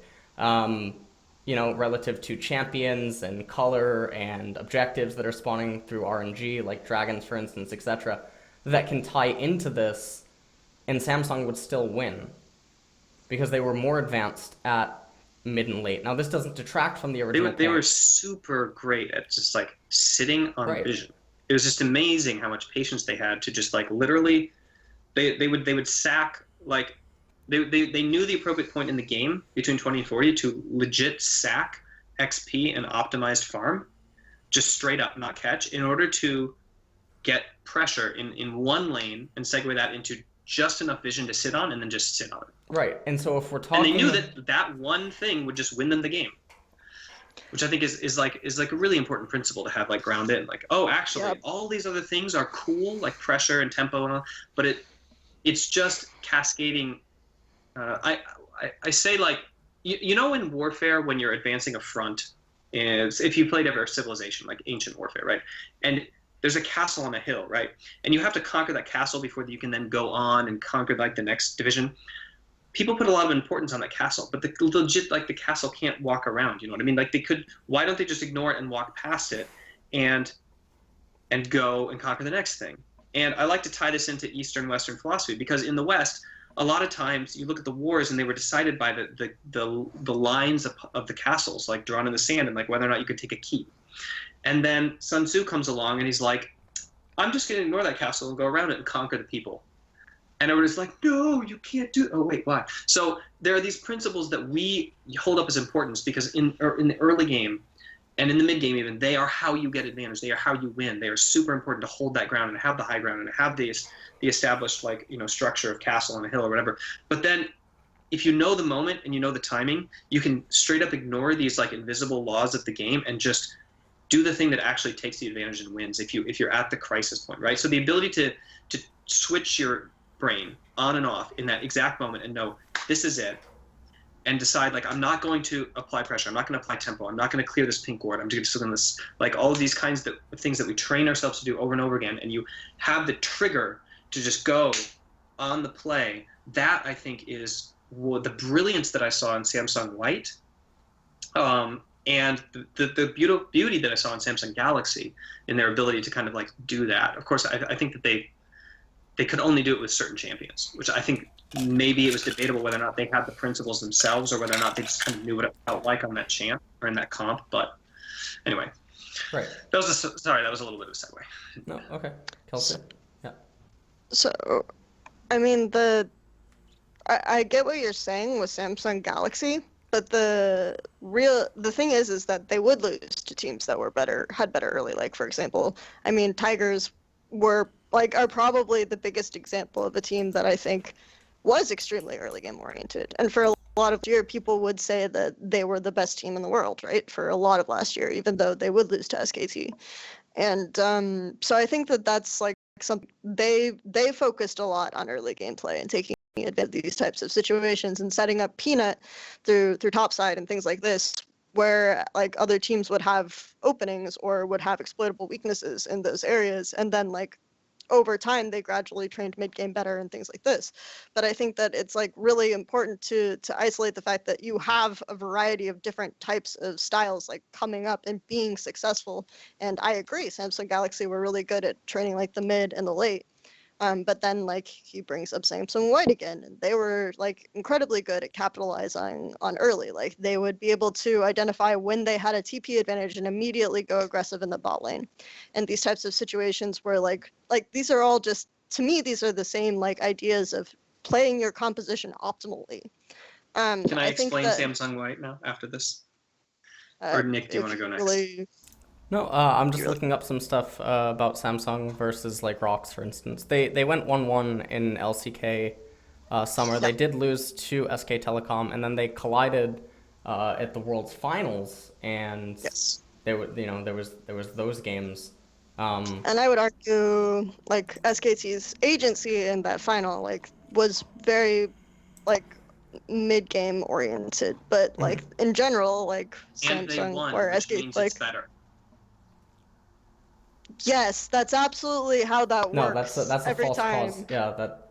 Oh, Yeah, sorry. exactly. Okay, yeah. I just Yeah, mean you're that right. like It's there not are a ways logical to. I still think that like when you go back to the core principle, which is that if you're playing your composition optimally and you have an early game composition and you're just going to able to like be able to get these contests that people can't the other team can't necessarily respond to, like the early game strategy will win in an optimal situation where people aren't making mistakes. And so that's something that you ultimately do train. I feel like mid game has much more warding, right? Sure. Okay, and late game has much more warding. Late game has trinkets, sweepers. I mean, you have Right, trinkets, you have all of that. Yeah. Minions now can actually begin to threaten turrets as the game draws on. Certain minion waves. Levels become important because it changes the impact of minions, whereas everyone at, the early stages of the game, the minions don't matter because everyone's roughly the same level.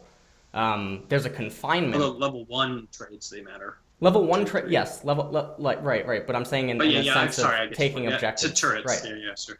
So in that sense, the amount of stuff that can be trained in the early game specifically is still limited compared to mid or late game because there's significantly more options at your disposal in mid and late game. There's the trinkets, there's multiple sight stones the green smite, sight stone, etc. Sweeping lens, understanding how to move throughout your jungle, what is dangerous fog of war, what isn't dangerous fog of war.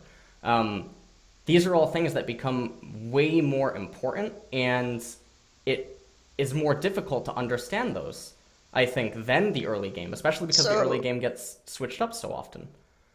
Like, if you're building a strong foundation in the early game, I think, and you're continuously thinking creatively about how to adjust your strong early game foundation because it's changing so much, I think then, like, if you're building those principles, then you have a foundation that you have like managed to train. And I do think like the main core early game principles, even if you talk about like matchups changing, even if you talk about necessarily lane swaps disappearing, and if you're thinking about constantly like how to adapt to early game, like you'll be less thrown off by lane swaps disappearing, I think, as well.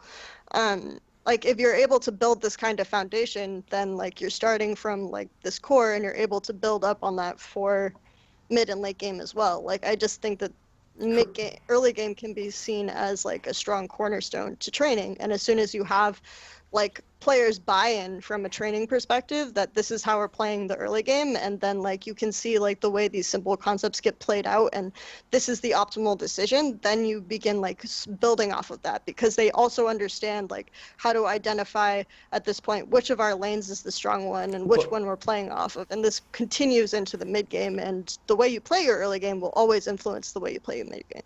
Well, the mid game has, because it has more options available to it. Let's say that you get a pretty big gold lead, right? There were teams, most notably even. I mean, if we go back to Worlds or we go back to certain international competitions, I can go into StarCraft and talk about games where Western players would get advantages over Koreans. Not even just StarCraft 2, StarCraft 1. We can go into Warcraft 3 as well. And the Koreans would understand how to stall the game out to a point where it becomes an insurance policy, because the Western teams or the Western players were so hell-bent on the early game and finding advantages, cheeses, ways to beat or get a lead over the Koreans, and sometimes it would lead to the Western player winning over the Korean. One of the most notable in my mind is White Raw versus Slayer's Boxer. That's a name everyone here knows probably. White Raw, or no, not White Raw, I think G5. I got to watch that series live. G5 versus Slayer's Boxer. He beat him with a 3 gateway Bulldog on Destination. And, you know, they get that advantage and it was enough. But had G5 not ended the game at that exact moment, Boxer would have been able to come back and recover and recuperate. Hydra versus Stork. Hydra had a monstrous gold lead in Terran versus Protoss, and it didn't matter because Stork pulled him around the map, kept using guerrilla warfare tactics, things that are only applicable to the mid and late game, and Hydra eventually collapsed on top of himself and Stork overthrew him, despite it should have been an unlosable situation, or Idra. The thing about the early game is, yeah, you can get all of those leads and stuff, but there is simply things that do not exist there. All those warding things don't exist. The trinkets, the sweeping, it doesn't exist. Baron doesn't exist. You can't train it. It's not possible. So Yes, and that would be relevant if I was saying don't train mid-game. I mean, I am saying train mid-game, but Right. I think that you can focus on training early game and have like an extremely successful and extremely strong But then team. you're escaping my argument because I said the same thing. I'm not saying don't train early game. I'm saying No, train you're mid-game first. you're saying mid-game is more important, and I'm saying it's not. It is. but it Yeah, that's is. the argument. I feel like it is more important simply because there's more options available. And if people are, let's say that you have a team that's slightly weaker at laning, slightly Okay, weaker. I see the difference or the differentiation Right. you're making, Kelsey. Let's I got it. say that there's a team that is slightly weaker at laning, slightly weaker at early game jungler rotations, slightly weaker at early dragons. But they are so much stronger at vision control, warding, Baron defense, stalling, etc. These are things that I'll be right become back. So sorry. yeah. These are things that become important. I don't in want to the- like key in this bottle on stream. So Yeah. just give me a second. Sure. These are things At that point, Go ahead. sorry. Well, these are and things I'm that saying exist as the game draws on. So if I'm a saying team at that point though, sure. the mid-game oriented team is relying on the early game oriented team to not know how to convert their leads. They're relying on the early game oriented team to make more mistakes. But why can't the mid game oriented team be so much better at those things than the early game oriented team? I mean, they can, but you're still relying at that point on them to make mistakes and to leave the openings for the mid-game team to come back in. Because if you have like a strong advantage on most of your lanes because you're like better at the early game, then you're able to, and they're then relying on this early game oriented team to not know how to be able to convert those into more successful leagues or bigger objectives as the game goes on. And if they make more mistakes mid-late, right, they have to make more of those mistakes, like much more mistakes for the mid game, especially if we're talking about mid-game as the most important part, right? If we're talking about mid-game as the most important part, like the death timers are not going to be as punishing as late game. So you have to make so many more mistakes in the mid-game for the other team to come back in. Sure. It's easier to play with a lead than it is to play without one. That's Yes. the assumption that you're making. Okay. But I still, if you're saying that the team is practicing intentionally on early game, and then you have a team that's practicing intentionally on mid game, the mid game team should, in the same right, be able to mitigate some of the leads that the early game team secured through I defensive play. I think defensive play is an early game concept too, though. Like Yes. so you have to train being like defensive play in the early game as well as in the mid game. So I think that that's like also a big principle because there will just be things that you can't contest if the early game team is more effective than you by the time you get to mid game. But that's also assuming G2 perfect is play. heading to the LCS, and I'm freaking stuck in Finland. That's so sad. But we're assuming that we're assuming perfect play, right? Is that what we're okay? In that sense, I agree with you completely. That early, mid, and late are all actually equally as important.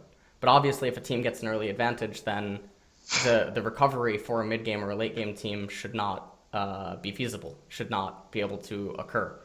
But I think that when we're talking about professional play, in the sense that we are right now, we're talking about LCS, LCK, LPL, etc. These are not perfect machines that can do everything. But then, like again, you're saying that you're increasing the number of mistakes that the early game team has to make then. Like, and then you're minimizing the number of mistakes that the mid-late game team can make. The mid-late game team has to make much fewer mistakes to win at that point. The early game team can make, like, KT was still winning after they overextended 11 times into Rumble and Tom Kenchcop. So like they tried to force objectives 11 times and they were still winning the game because they were able to get pushing priority and they were able to take like inhibitors and things like this because their lead was so massive. So SKT had to play it like just like that, like they had to play it extremely perfectly. So if we're assuming people make these kinds of mistakes, right, then if you get a lead and you have an early game oriented composition, the burden is then on the burden is then on you to screw up the game, basically. And you have to make so many more mistakes to lose than the other team, who is relying on you making mistakes at that point. So you're using a number 11 to signify KT's mistakes that they made against SK Telecom. I mean, obviously that's not like all of their mistakes, but I'm talking about a specific type of mistake that they made over and over and over again. But then how many mistakes did SKT make to get to that point that they were in? I mean, I would have to go back and I would have to count those types of mistakes and break down and categorize those, which obviously is a problem. But I do think that SKT, like, when you watch the way that they were playing, they were making much fewer mistakes. But again, that's something that they they have to be that much better. Like, if you want to contest SKT's mid game, you have to be that much better at SKT in mid game, for example. No, I just want to be better than SKT in mid game. I don't want to like find a way to well, the other thing is that get an advantage so that I can mid game mistakes are bigger than early game mistakes because of death timers. Yes, but they're still not so big as late game mistakes where you can. Well, LS, the mistake might objectively be the same. It's and just then they have to. It's different. Sure. The mid game team then has to react to your mistake also correctly, to be able to make sure that you can't come back with a tempo advantage, right? Because if they don't react to your mistake correctly, like one thing that I noticed in one of the SKT KT games where KT actually like got a winning team fight, but SKT reacted it really well. So you push out, like they had Bang push out mid and bot, like match when Def went back bot before he could back, to make sure that they had like the vision control and KT couldn't pick up the tempo advantage when they respawned. So like this is also an early game based principle that they have obviously trained, things like this.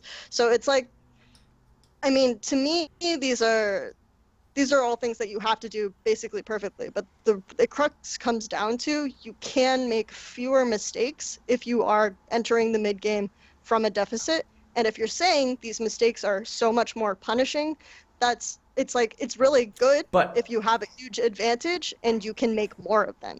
It's like actually like it helps you a lot. What is a bigger deficit? Being down, let's say hypothetically, Renekton has a Tiamat over someone, right? 1,200 gold. And that's the advantage up in top lane. And let's say that it's 18 minutes into the game. Is that a bigger deficit than being down a longsword at 2 minutes? I'm sorry, could you repeat? Tiamat at 18 minutes? Basically, why First Blood is as important as it is because the advantage. Oh, so like how does gold differential scale? So this is something that I was actually looking at statistically, right? Because Oracle's Elixir is now tracking, thankfully, the percentage of the total gold that the gold lead represents, and so you can see that graph instead of the gold lead, which is basically like just kind of a pretty picture. You can see the percentage of what I'm saying is total gold at 20 minutes, and I think 20 minutes. I think yeah, go ahead. Go ahead. Sorry. No, it's so basically at 20 minutes, let's say 30 minutes, if a champion gets picked off, that is potentially minus 8,000 gold, right? While they're having their death timer. Theoretically. Okay. If a champion gets picked, like, I don't know, 20 minutes, 30 minutes or something, right? Not 8,000, but you know, assuming that you can extrapolate. So you're talking about the reward and the punishment for making mistakes. Depending on the mistake, the circumstance. Sure. depending on the circumstances of the mistake, it can be that big. Yes, depending Okay. on the circumstances of the mistake. I think that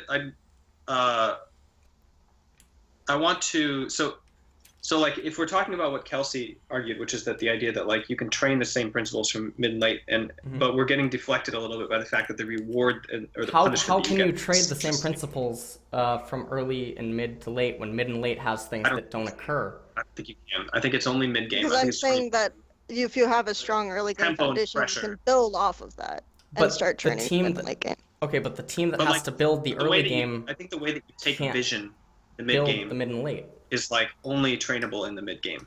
You can't actually train that in the early game. I think the way that you division, because like this is what I noticed about defensive plays in the early game.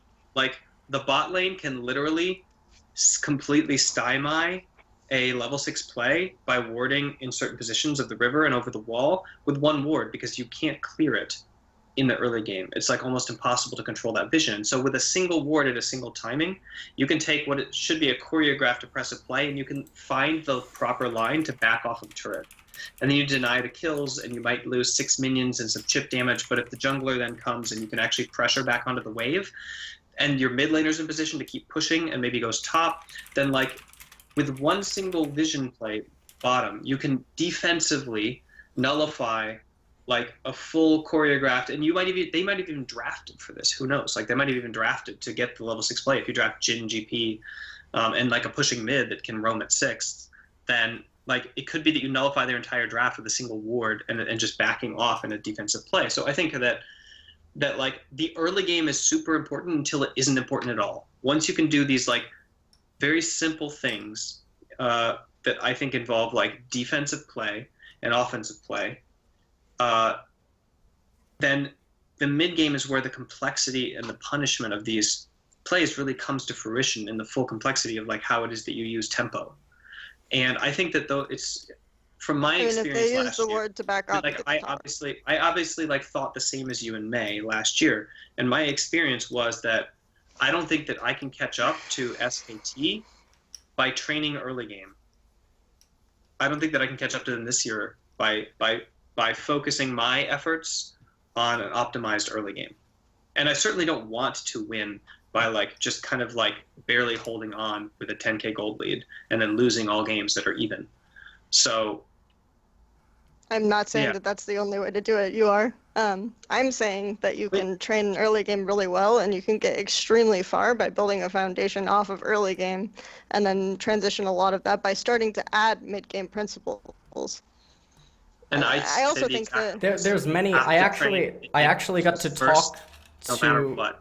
Well, I actually then got you to can, talk like- to Michael Redmond. I don't know if either of you are familiar with that name, but he was the one that did the AlphaGo versus Lee Sedol analytical commentary. I actually got to talk with him on his approach to Go, and I've spoken with chess players as well, in the sense that you look at endgame to early game, and even he had that approach. I mean, this is okay. similarly. Okay, let's define a distinction between chess and League of Legends first of all. So Sure. a lot of the things about chess and like Go is because these games have been played so many times and they haven't really changed that much, and innovations like to an extent to some of these Right. plays have been like very limited. So you can think of like chess as like an open system in game theory, right? So to an extent, I feel like League of Legends and other competitive games are like that change are more of a closed system, because you're not going to necessarily have all of the information about the other team's prep or what they're doing or what they're setting up, or like there will be gaps in information. And so Okay. being able to focus on and getting like early game advantages can matter like so much more in a game like League of Legends than a game like chess. But in Go, the pieces aren't placed yet. The board starts Okay. off empty. This is actually something I specifically talked about with Redmond when trying to compare League with Go, because I was so mesmerized, I guess, by his analysis and how AlphaGo approached the game, and just watching the entire match unfold. Would you argue, or would you agree, that the least changed part of League of Legends since its creation has been the endgame? I mean, let's see. I think that I don't necessarily agree with it because I think that people have found out more in terms of like evolving their understanding of early game more. So I don't necessarily think that like But I'm clearly the talking optimal way. about inhibitors But like still exist. Dragon, sure, Right. like inhibitors still exist, but they've changed the way that like super minions flow, for Right. example, and I think that's like But key. what stage of the They've game suffers the most change? early game, but I think that being able to constantly think about early game and how the changes are and how you can adapt as a team is exercising a different skill set that can give you a competitive advantage. Okay, but then you're always having to stay ahead of the curve. Sure. Okay. But that's a competitive advantage that you can invest in as a team. I think this actually ties into the Samsung White point as well. Mm-hmm. So I think this is a good time to come back to that. The way that I like to see League of Legends is as an elite at the pro level. Even though it's an entertainment industry on the business side, it is an elite performance sport because it uses a motor movement, essentially. So it makes it fundamentally different from things like chess in the sporting aspect, although in the strategy aspect, that's like an economics discussion, I think, or a game theory discussion. But if we look at like, how long would you say it takes to become a grandmaster at chess? Training deliberately with what we know about the game, so you have really concrete training methods that we know create you into a chess master. You can do this in violin too. You can take a person, you can say, these are the training methods that if you follow these and you're focused on them and you're in the zone, you will get to be this level of violinist if you're like an average human being. So like if we say that we know that we can start 6-year-olds and that it like anywhere from 18 to 23, they can hit the level of ELO necessary to like start qualifying for challenging grandmasters, then we say that it's like a 15 to a 20 year span, or at the most, like at the least like 10 years to like learn the patterns of chess in an embedded way that you can like scale yourself up to that complexity. So let's say that League is at least as complex as chess in terms of strategy.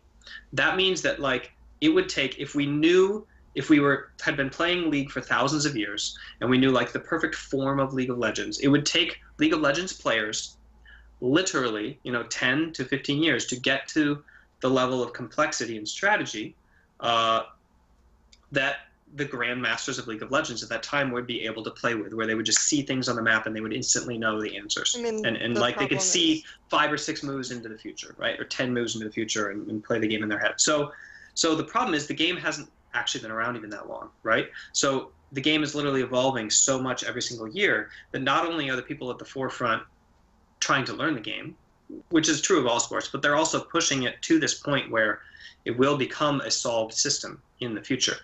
And that's one of the reasons, by the way, I say that League of Legends is a game of errors and that Samsung White would lose horribly to teams today. Because yes, they were really good at early game. At the time that they were there, they were the best team in the world in terms of the difference in power level between their conception of how to play the game and everybody below them. I don't even agree with that, but yes. Okay. But if you're making this principle. But I think that like that doesn't matter because they would be worse now at the principles that actually win the game because we have discovered those and now we're training them. And if we just sucked them up from the past and planted them here in the future and like had them play, SKT and KT, they would probably get shit off. But if Samsung White was so convinced that those were the principles that won the game, right, and those were what they trained, and you're arguing that they were the best team, right, and they were ahead of all these other teams, then, like, why are we so convinced now? And the game has evolved, and we've evolved our understanding of the game, and we still have to wait hundreds of years before we have perfect Master League of Legends. Why are we now arguing that our understanding, or that your understanding that mid to late... Because it's advancing. Hold on, but see, this is interesting, because I lived with Samsung from their birth. I was there when all the players got invited. I got to see how they coached. I got to see how they talked. I got to see how they became Samsung. They didn't do it by approaching the early game. They didn't. Sure, but their early game decision making was much better than their late game. But that was because the emphasis of their talks was actually structured to the mid and late. The beauty that I saw in their play was that they could draft literally any champion and know how they wanted to play it, which comes from understanding the core principles of the game, which I don't think necessarily happen except when you're engaging in like game ending complex, like composition on composition fights. Yeah, but then they would just over like draft principles of the game, stuff that made no sense and they would lose. So I mean, like I think Samsung White at this point is really over romanticized. Like you could literally say anything positive about that team and everyone will just agree with you, because no one even remembers how that team played or what they did. And I think it's like a bit ludicrous to say that whatever they draft, they knew how to play and they could play it perfectly, because there were games where they just drafted like really random shit and then they lost. So, like so I bring up this example because you brought it up as an example of a team that played really well, and I think that like their early game was much better trained and more disciplined in general than their mid game. So, well, like, here's the thing. A pro MOBA player. I mean, we see it in first-person shooters as well. Why can pros from other FPSs or pro MOBAs, if a new game came out, let's say a random new MOBA came out, a mediocre League of Legends player could go to that game and probably perform it at a very high level. Because it's significantly easier for them to learn the early stages of the game, everything that goes into the early parts of it. Because they understand the core principles of the mid and late. They understand what makes a MOBA. Right? I mean, I think that like you also can argue that there are a lot of core principles that are the same in early games across multiple MOBAs.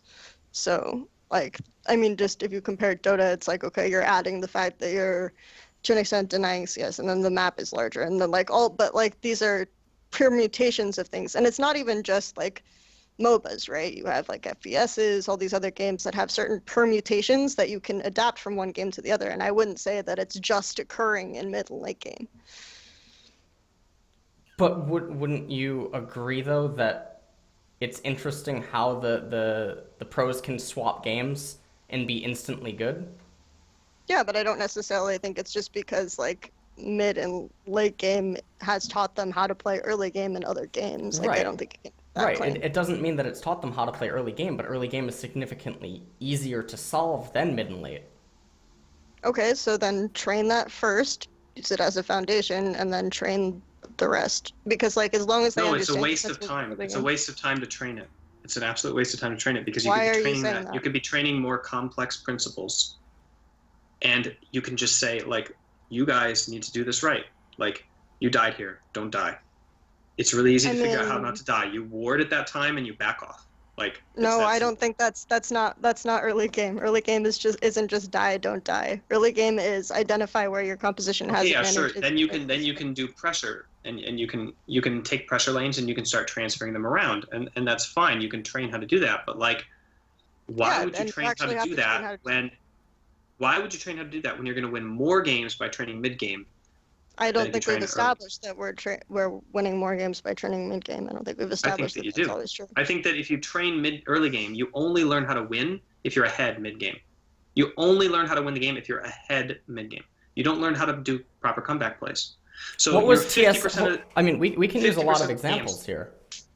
There were a lot of examples. I mean, not just in League of Legends, but also in again other esports titles, etc., where you can be ahead. So if you're ahead early game, you look at your win ratio percentage, right? And then look at if you're even in mid game, or if you're even in late game, or if you're behind in early game, and then look at all the win statistics. I don't think that there's necessarily a correlation. I mean, there is a higher percent. Like if you're ahead, there is. like yeah. at 15 if you're ahead, minutes, you win more games. If you're ahead early on, yes, you win more games. But then there's also a lot of context that needs to be applied. Look at TSM, right? Weren't they always ahead or something? But that was domestically. Domestically. Sure. I think, and then the one. Okay, so also if we're going to talk about TSM, and so why was that though? Western teams that beat Samsung Galaxy, okay. Team Solo Mid managed to take a game off of them by playing like an early game and taking advantage of one of Samsung's mistakes in early as well. So like I think that if you're just and then we lost the other game because of mid-game instincts. Mid-game I also principles think that you were lost the trained in. other game What because about they played their early game much better. If you look at those games and you break down They played like their early game blue buff denial, fine, for example, right? like that was the game, okay, where the enemy mid of all of the games at Worlds that TSM played and all of the games at IAM Oakland that TSM played, that was the game, that one game, the Samsung game where Bjergsen got solo killed, was the game where the enemy mid got the largest percentage of the first blue buffs spawning of any mid lane of any game where the enemy So this is Bjergsen exactly my point, Kelsey. Let's say that you spend months repetitively training this like core way of winning the game and in the snowballing fashion, and then in the one important game that actually fucking matters, your let's say you mid spend laner months just accidentally gets mid- solo mid- killed by like just luck, just like the luck That's of not sport. luck. He That's catches a that's spilled like chip. an actual strategy that Samsung prevented you from carrying off in the early game, which is denying the enemy blue buff. You see TSM Okay, still and then- kind of does And then so he dies, right? So he has one death, right? And then that's it. We lose the early game because we can't snowball, and then we by default lose the mid game because we can't actually play the mid game because it wasn't. I mean, we can play the mid game. We trained it a ton, but I'm saying train it more than the early game because one mistake can undo all the time you invested in training how to snowball in early game can be undone by one unlucky situation in the early game. Why Like can't one all of the situation, right? time Whereas like in the principles in the mid game, whether It's- it's a comeback play or like a come from ahead play, like all of those matter.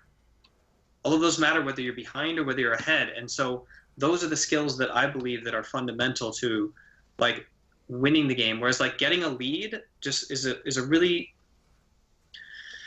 I don't know. I think it's a really bad way to play. I think it's a really bad way to like train. Sorry, it's a really good way to play. Of course, you should always get a lead, but I think it's a really bad way to focus on. I'll the use early game. myself as an Get example. this Really concept quick. where you're. Okay. Wait. Hold on. Let me just. You're going to support his argument, LS. No. So you're allowed to do that, which This is is like a fine. debate. I'm not. like, I'm gonna throw something in that is like I can speak about, really quick. Literally 2 minutes, and then you offer your rebuttal to him, and then we go from there. I'm not trying to necessarily take sides, but I'm trying to use history. MLG Dallas 2010, Blizzard released a patch the day of that made my early game Terran versus Zerg build not possible anymore. And it was something that I used to get to the mid game consistently with an advantage, to consistently cripple Zergs. And then with that, I would glide out the game with timing attacks, and I'd win the game. I went up against Idra in MLG Dallas. I lost 1-2 in a best of 3. I could not use my build. And so because of that, the games got to stages where I didn't know what the fuck to do, and he did. And that can happen in but League.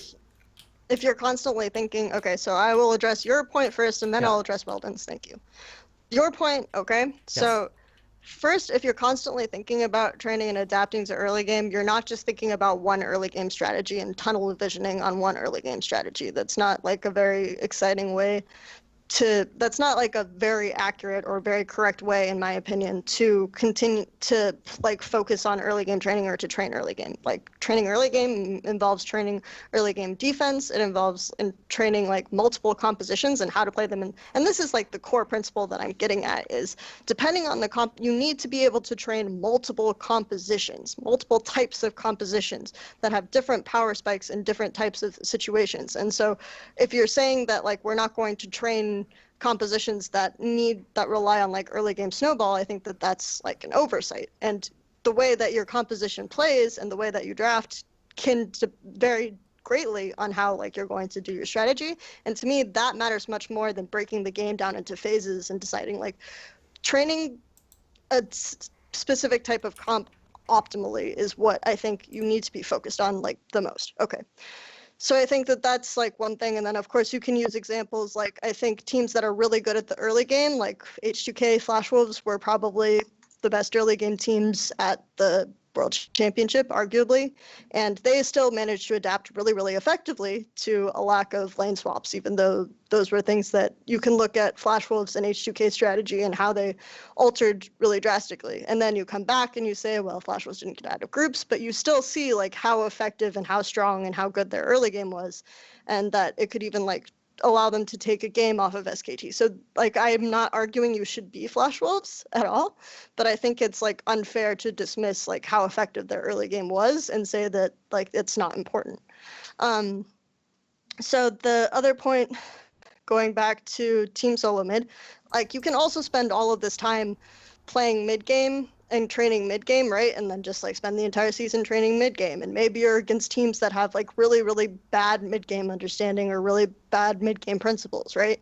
And then when you make a mid game mistake or something that you refer to as an unlucky mistake in the mid game, you're still going to end up like in a situation where you're losing off of that, only worse, because you spent all this time like training mid-game and you're saying, okay, mid-game mistakes are more punishing. And so if like something that you refer to as unlucky happens, then that's like even worse for you because you aren't not necessarily as focused on being able to you don't have a lead, right?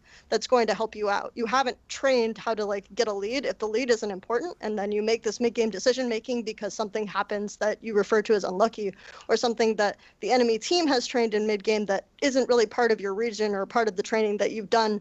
And so like you make that mistake, you don't have the early lead to fall back on, right? Because you didn't train early, like you've decided that building an early lead isn't important. The other thing that I want to talk about is that I don't necessarily think that like the fact that he got that blue buff, like Samsung Galaxy managed to deny Team Solo Mid's strategy of denying blue buffs, right, was necessarily, let's say, a bad thing or an unlucky, it was necessarily an unlucky mistake, because what you have in those particular situations is you have a team, Samsung Galaxy, identifying what Team Solo Mid does, right? Which is they do place a lot of emphasis on like denying the enemy their blue buff. If they're able to like react to that and make sure that their mid laner is able to pick up the blue buffs or more shares of the blue buffs, and then like Bjergsen is not used to playing against that pressure, that's not necessarily an unlucky thing. That's a mistake that Team Solo Mid have in their strategy that they haven't necessarily trained well in their early game. So you need to be able to identify mistakes that you're making in early game, even if your competition is weak. You need to be able to identify mistakes you're making in mid game, even if your competition is weak. And I don't necessarily think that's going to change depending on what phase of the game you're training. What about H2K versus Samsung Galaxy? The Yankos game on Olaf. The Yankos game on Olaf where they snowballed against Samsung They Galaxy. got an insane advantage. Yes. Okay. And if we can probably fairly make the statement that had you given SK Telecom or the Rox Tigers that advantage, Samsung would have died probably sooner. But Samsung ended up winning the game. But why is that? Samsung Galaxy ended up winning the game, and again, I think that like H2K's mid game is actually just really bad. Like, so that's why I'm advocating like, and their late game is actually just really bad, and it's consistently been like that, which is why I'm not necessarily advocating like always just training one part of the game. Like, if you do that, you end up as H2K or you end up as Flash Wolves, but you still see those teams, even though their mid game is like really abysmal, able to take games off of teams that maybe aren't as focused on mid game, and maybe even like, for example, like RNG is another good example, right? Mm-hmm. So I think it's like, I don't think you can necessarily ignore the effectiveness that they've been able to have with that just because like you're saying, and say that mid game is less important. I'm not saying that the early game is not important, but I'm saying that clearly teams with better mid-late games would have won the game. And I don't think that's necessarily Or, I mean, well, you with could also better make like better early game. Okay, so let's like it would be a better. Actually, to make a more complete comparison. It would be better to make a more complete comparison and say teams with better mid games but slightly worse early games. So like slightly better mid games, slightly worse early game. So it's like about finding that good balance, right? Where I think you can argue H2K trained way too much mid game, right? They train way too much mid game. I mean, not mid game, early game. Sorry. They train way too much early game. So, like, going back, I think it's really possible to train way too much mid-game. And then, like, again, as I said, you make a mid-game mistake, okay? And then you're able to go ahead and you have this problem. And because you didn't necessarily acquire a lead, this mid-game mistake is going to be more punishing. Whereas if you have trained more early game, then you'll probably, or you could have a larger lead at that point and be able to like have that to fall back on if maybe your mid-game training mistakes are not as strong. So I think it's like about acquiring a balance, and I don't think you can definitively say that like one phase of the game is more important to train, and that is my point. In a supercomputer world, right? Wait, can I have it? Yeah. Well, I just want Kelsey in a supercomputer world, right? Not in a human world. Sure. Mm-hmm. Weldon, would you agree with that? In a I mean, supercomputer world. I didn't argue a supercomputer world point. I don't think, because I'm acknowledging for the possibility. I think we can say I think we could say in a human philosophical world. We're both agreed that that's the state that we're in. I think I really liked the idea you had of saying like, if you're training for early game or you're training for 20 to 40, you have to be able to visualize a better opponent. Period. Because that doesn't let us off the hook for failing in the early game at Worlds with TSM, right? That we should have, if we trained it extensively, we should have been able to pull out a lot of those victories. However, I do believe that training early game comps, so the point about different styles of compositions, is rather pointless. Like, I don't think there is such a thing as an early game comp. I think there's an unbalanced cheese comp, but I think that like if you're really, really good at the game, you draft the strongest style of winning the game, which is that you have a composition that is strong at, like, makes trade-offs at all phases of the game, and all-in's a little bit more on the phase of the game that is strongest at the current moment. So in the current meta, I think that is mid-game between 20 and 40, and I think that is where comps should come online in terms of their team fighting and their pressure, and that they shouldn't rely completely on early game to like get to that point, because I think that you can allow for some forgiveness there in terms of like making mistakes and still take the game off it. So I think that I just really don't like the feeling of training, like spending a lot of training time choreographing early game pressure snowballing, and then seeing the team walk on stage and like getting that blue buff stolen and then having it nullify literally like weeks of training in front of my face, right? So I think that for a team that is not yet a world championship team, if you're thinking like, all we need to do, we don't need to get good. I can't imagine that. Right? We need to like, the only thing we're doing is trying to get to the top, right? So we want to take the shortest possible route there, shortcut, and like, it doesn't, like, a tournament is essentially just there's one winner. Everybody else loses, right? So I don't really care about how far we get in Worlds and all the stuff that people are pining about. Like, everybody lost to SKT. That is it, period. So, like, the goal is to beat them, and I want to take the shortest path possible to them. Of course, it's represented by tests along the way, like group stages and semifinals and quarterfinals, and all this could be pointless if we don't even make Worlds this year with G2. But also keep in mind, I'm speaking for myself, by the way. Like, I'm on G2 and off G2 basically every other week because I work in Finland as well. And so I want to make sure that this isn't reflected in the G2 brand, like my personal philosophy, because they have a head coach. I'm an assistant coach, right? And we have these debates, but it's not like I'm steering the sails, as I was kind of like more pushing a little bit more forward towards at TSM. But that was just because Parth and I had a really, really good relationship there. So I think that, like I said, it feels really bad to see those situations where all of our early game training becomes nullified. And so I think that it is smarter, if you're trying to take a trajectory path to the top, that you train a part of the game that you're always going to get to play, even if you're behind or ahead. Whereas like if you train snowballing in the early game and then you get put on the defense, you literally don't get to use any of those skills. I think they're pretty much just latent while you're playing defense, which is a completely separate set of skills in the early game. Whereas I think in the mid game, I think that like you can use tempo to get into an offensive state once your comp comes online if you don't have too big a deficit. And you can play in a slightly more equal state once you kind of group up and you have the threat of 4 people there. It's not a skirmish anymore. And so you have the threat of 4 people there that kind of puts the opposing team a little bit on guard, even though they might have a 2 or 3K lead. So I'm still of the opinion that mid-game is just, in this meta, like mid-game, I keep saying mid-game, 15 to 20 to 35 and 40 minutes. I think it's just better to train in terms of like a coach's perspective on how to get a team up there, because I still believe that pros should be on the hook for a lot of the early game themselves. Like they should come into their job in the gaming house and they should spend their time in solo queue to achieve a lot of the skill set necessary for the laning phase. They should be studying their own scrimmages and stuff like that. We shouldn't be wasting team time on those kind of individual things. So a lot of the little moves in early game can just be like thrown out in scrims because of those kinds of mistakes.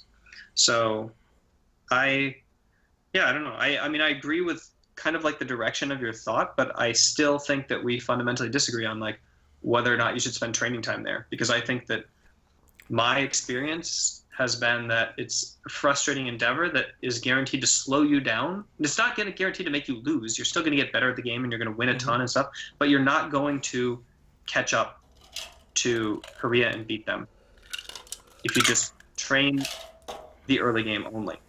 No one is Whereas advocating just training the early game right, only. sorry.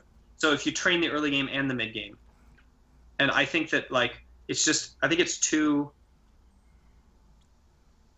I mean, obviously you're doing a scrim, right? So like we always train the early game, but in those 20 minutes, I would say you apportion a vast majority of that to the fundamental mistakes that you do in the mid game, and then you go to the first point of failure in the early game, and you tackle it. And that way you move the first point of failure forward, and you focus your strategy and tactical training on movements in the early game. Sorry, in the 20 to 40. So I mean, like, I really agree with the first failure approach. And in TSM, we did the first failure approach where we would always train our first failure and try to extend it. And then we also spent a lot of time on other early game, like choreographies, such as like when the first turret fell and whether we go late, mid or top. And I noticed the tendencies in some teams is like, I want to say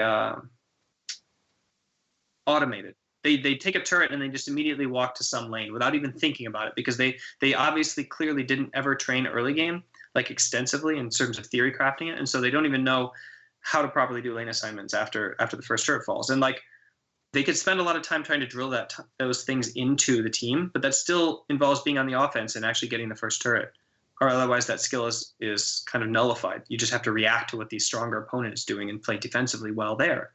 So I think that I still am not convinced that I would change my training method in order to reflect more and more early game focus. I still think that it's better to let the domestic teams like teach us early game through scrims and through first failure points and just like through getting beat up, and train the fundamentals of how to win the game with pressure and tempo in the mid game, and then after halfway through the split start refining and what not halfway through the split. I'm putting that timeline out there like maliciously, but it should be after you see that your players' instincts are more or less in line, and they have the best instincts, and they know how to play our core compositions, with either a pressure top or a carry top or a tank top, and the winning mid and bot or whatever, a side laning bot or 1-3-1, however you want to say it, depending on how we draft. Like they should be able to like play those comps out in the mid game and then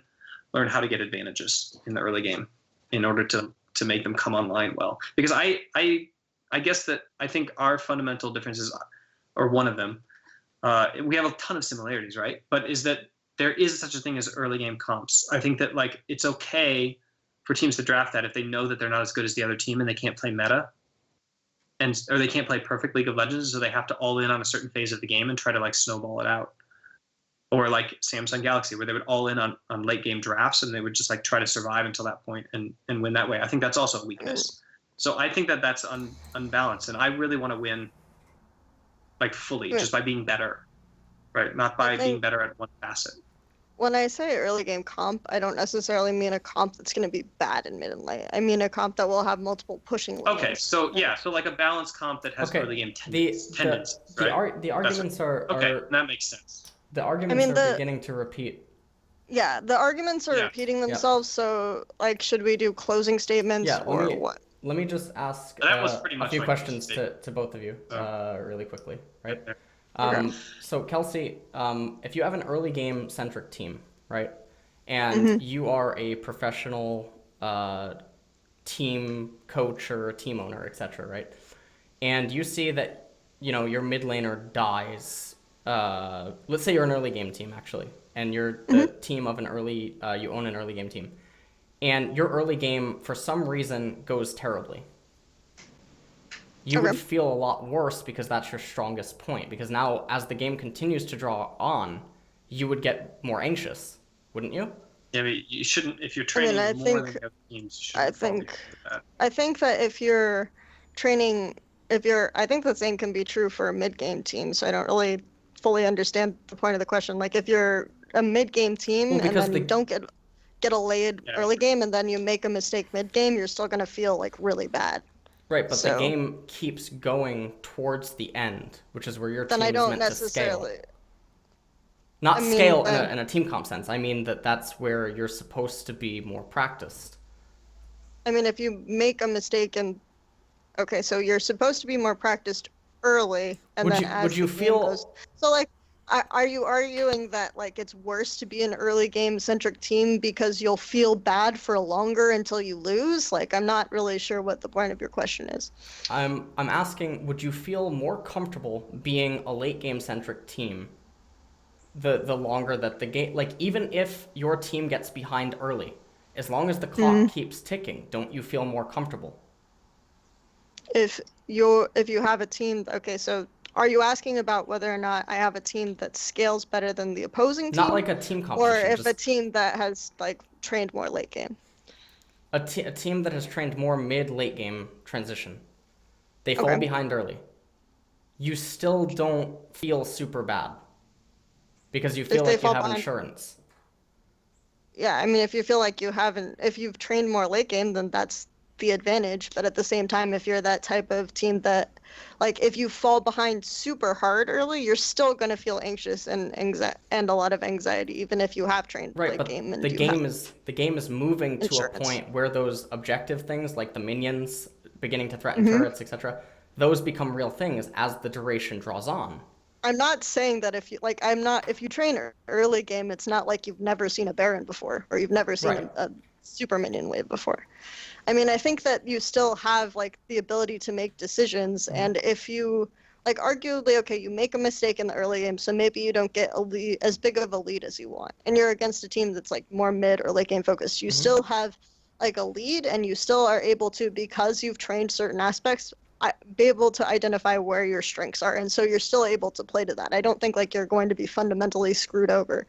I also think that teams that, when they are training in the early game, like they understand to an extent lane pressure very well.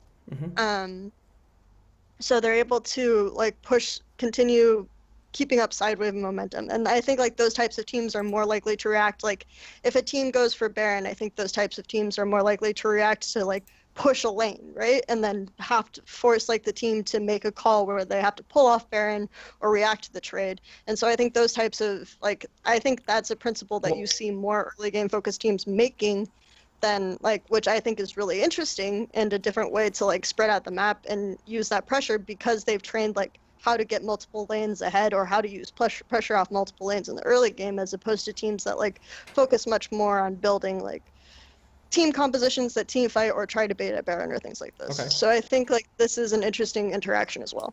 Last question I have for you, and then I'll ask Weldon, and then we have closing statements, I guess. Is that fine? Okay. Historically, across multiple titles, why has China never beaten Korea despite their emphasis on early game? I mean, I think that China has a lot more problems. I think they have emphasis on laning. I think China has much more problems than just what stage of the game they emphasize. Like, let's put it that way. Sure, but would we agree they have an emphasis on early game? I don't actually agree. Actually, if you watch, I'm Chinese saying multiple games titles, not just like recent league. I'm saying like all their. I'm not as able to, like, I don't even necessarily think that's true, because I think you can look at multiple titles where China has played much differently, right? If you have like Dota 2 historically was like, or Dota historically was like Chinese teams actually tried to stall out the game really hard, right? And just like put a lot of gold onto a number one or a carry or things like this. So like that's like completely different. I also think that in League of Legends, Chinese teams, especially if you look at them right now, they've like emphasized fundamentals of team fighting much more. So that means that they won't necessarily draft lanes to just like kill you super hard. And they'll do that type of thing. So I don't necessarily think that like China's problem is that they focus too much on early game, or even that I would say that they focus too much on early game. I think you've seen like a lot of the top Chinese teams focus on early game, but I don't think as a region, like you say, that's the truth. Like for example, EDG I think is a much more early game focused philosophy. But if you look at maybe some different, or RNG, RNG probably most definitely is like an early game focused philosophy team. But if you look at some other types of teams like EDG historically, like 2014 EDG, absolutely like the opposite. Team WE, absolutely kind of the opposite. So would you agree though that it's harder to close a game out? Harder to close a game out if you have an early game lead? No. Is it easier to get a lead or close a game? Just in general. Easier to get a lead, or I mean, it depends on like what you practice, I think. So. Weldon? I guess. Yeah. What? You look like you wanted to say something. Sorry, what is the question? No, you just looked like you wanted to say something. No, you said my name. Oh, okay. And I was listening. So I guess the question I have for you is going back to one of the original points. The early game, where you're saying that you don't feel like the advantages obtained in it are worthwhile enough to put more emphasis on that area of the game than mid and late. Yes. Right? Okay. And this is now. But if we agree, I think domestically. I'm not talking domestic. I'm saying if we agree that there are supercomputers, philosophically. Right, but if there's supercomputers. Okay, so supercomputers. No, I think in League of Legends, like philosophically, it's easy enough to play defense with fewer resources to nullify really hard snowballs. And most teams that get snowballed against by early tendency compositions are not playing defense well enough. Okay. And so it's actually their mistake in defense that is causing them to lose, which they could get by training the early game more, yes. But I think that starts with priorities of how it is to play out the mid game and then moves into early game defense once you square away that direction. Because I tried it the other way, and I didn't like the feeling of it. It felt like we were learning the game backwards, essentially, in my opinion. Okay. And I guess we'll transition, into closing arguments. I thought of an analogy I could make with, triathlons, right? Isn't there, there's three different types of, am I thinking of the right thing? There's three different types of things to that race? Right. Swim, bike, and run. Yeah, there's bike, running, and, okay. All right, but I don't think I can be concise enough with it, so I'm not going to go into it to ask you a question on that. But okay, I guess now we'll just hear closing statements. The statement about triathlons is that you cannot win the game in the swim. Sorry, you cannot win a triathlon by training swimming, but you can lose it. So you train swimming just enough not to lose, and then you train biking and running. That's the quote about triathlon. So that's kind of the analogy, I guess, if you want to apply that to my. Yeah, that's actually what I was going for. All right, that's a better way to put it. Yeah. Okay. Now I guess we'll just transition into closing statements. That's my closing argument. League is a triathlon, then, I guess. Okay. Be it. You train swimming just enough not to lose, and then you become a runner and a biker. And if you're a swimmer, then you probably should become a runner. I think it's important to contextualize, is the swimming less duration than the running and the biking? That would tie in. Less. Right. Yeah. So it's a really bad analogy. Okay. It's pathetically bad. There would have to be context. In terms of a useful analogy. But it's a similar structured sport to the way that I see League of Legends. And it's way, way less distance if you think about it. Like it's 1,000 meters swimming, So let's say you have 20,000 meters biking, and 10,000 meters walking. So it's like literally a scale of 1/10, 1/20th of importance. so let's say you have Michael Phelps versus, you know, Billy Moe in Twitch chat in the swim. Obviously, Michael Phelps is going to finish the swimming portion, right? Yeah. But then Billy Moe is a great If they're runner the and a same biker. skill at running and biking, then Phelps wins. Okay. Yeah, if they're the same skill. If they're the same skill. So obviously, But if Billy yeah, Moe if is you're the same slightly skill. better at biking and running, you're suggesting Billy Moe wins. Oh yeah, easily. You get like a couple seconds lead from swimming, like 15 seconds Sure. in Okay. a 1K. Against All right. Phelps, you get way less than that. I mean, you get crushed. You Okay. get massacred. But Okay. I'm assuming that Billy Moe, yeah, I'm looking for him in the chat. I'm assuming that Billy Moe like at least trained swimming enough not to lose. Okay. And spent most of his time. Okay.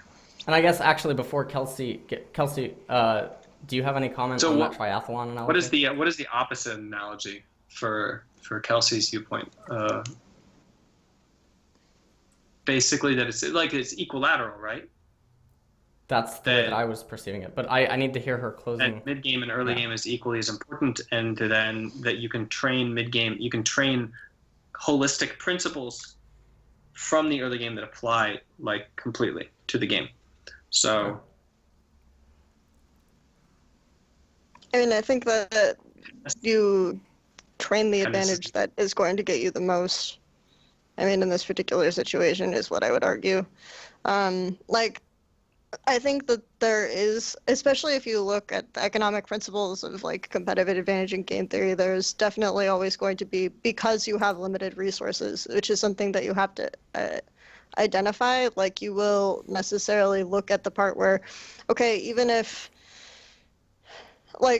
you have a team that's, let's say SKT is better at early game and mid and late game than you, right? They're going to train the one that they're the best at, or they're going to like get the most out of that one. Whereas if you're going to be like almost as good at them at early, you Why- can train like try to train early better. and Why get wouldn't they that train out of that. the one that you're worst at? Because I think that the amount of gains of the ones that you're worst at, like you can gain a certain amount, but you have to realize that what you're training is Okay. relative to an ecosystem that already exists, right?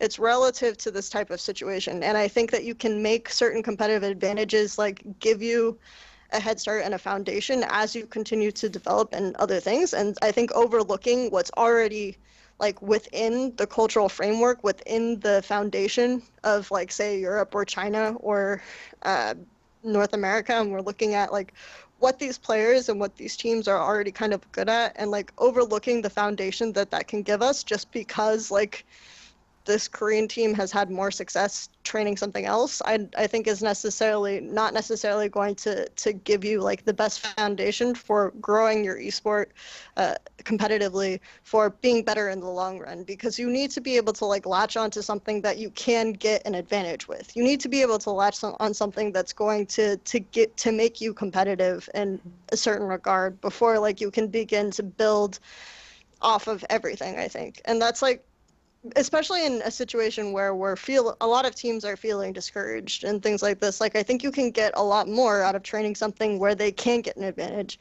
where they can begin to build, and where they can have an opportunity to win, because you do start to get like these narrow advantages. And as soon as like you can use that to even almost break the mental block to an extent against these teams, I think training the other aspects become easier. I think training like the how to play the game optimally, like, because I don't think any of us are arguing that the optimal way to play a game varies by anything other than necessarily like composition. There will be a correct choice, right?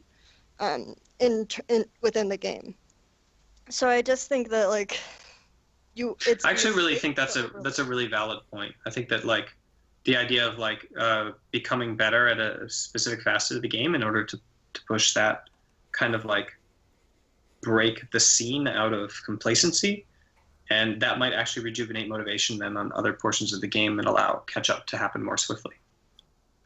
But I think that it's also disregarding scrimmages. Like, while it's true that like if you look at the actual competitions, there's an overwhelming amount of like wins on the Korean side. I don't think that any pro players that I've ever worked with have had a mental block around Korean players. Maybe G2 a little bit, facing international teams, but that was just like one match. Who at least seem to have a mental block. Like, I mean, I can't determine because I'm not in their head, right? But like, at least who will regard Koreans there are almost as like this other human, can't. right?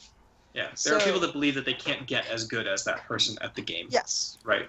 But I think that like, I don't know. I don't think that I feel like it goes a have little scrimmages bit... against Korean teams that they feel. I mean, we beat them a lot. They beat us a lot. I think that they have a higher probability way of winning, which means that they come out on top.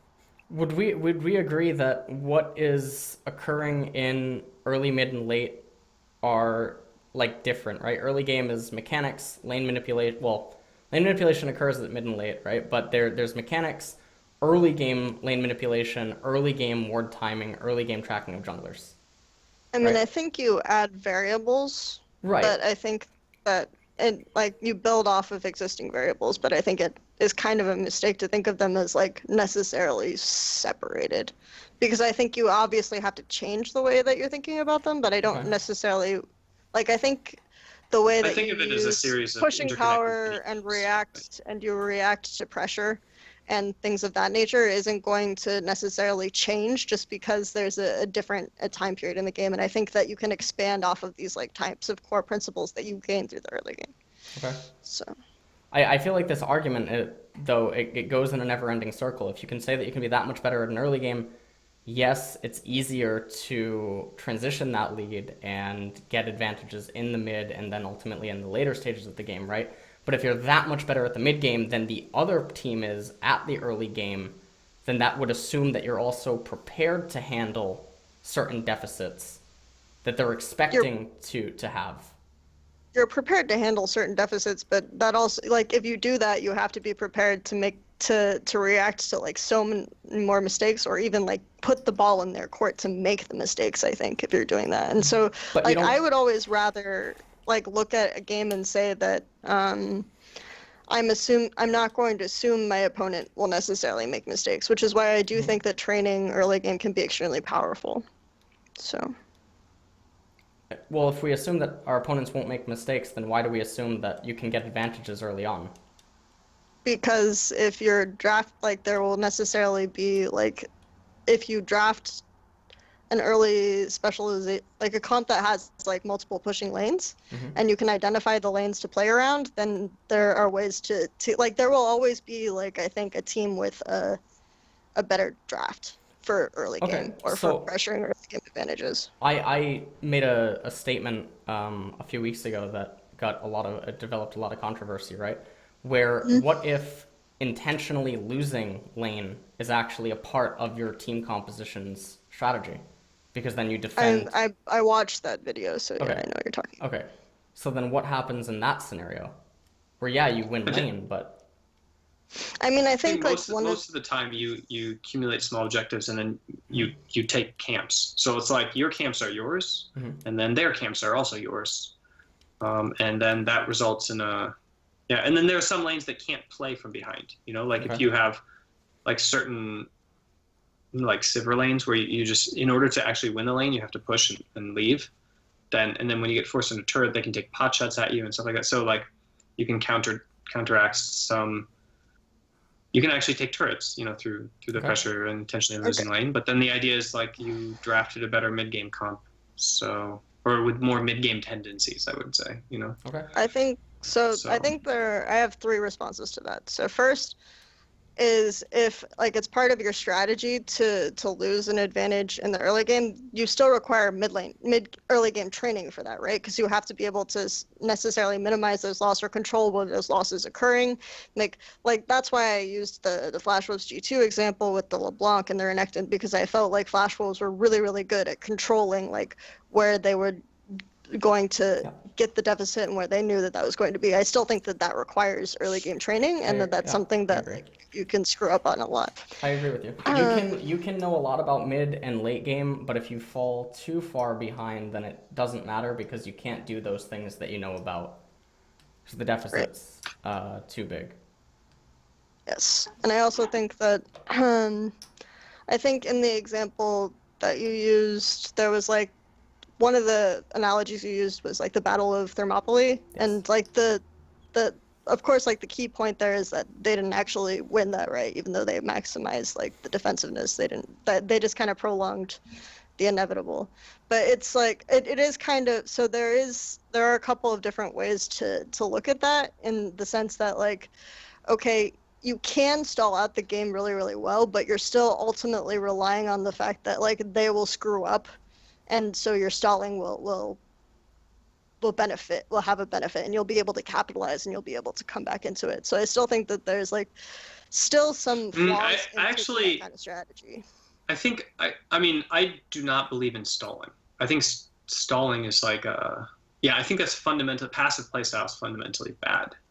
I think that I mean, if you decide to draft stalling, mid-game, I'm not necessarily even saying playing passively. You mean playing patiently? I mean, until your composition comes online. Playing patiently, I guess you could say. But I think that you're still looking for the enemy team. All right, let's transition into Kelsey's closing statement, I guess. All right.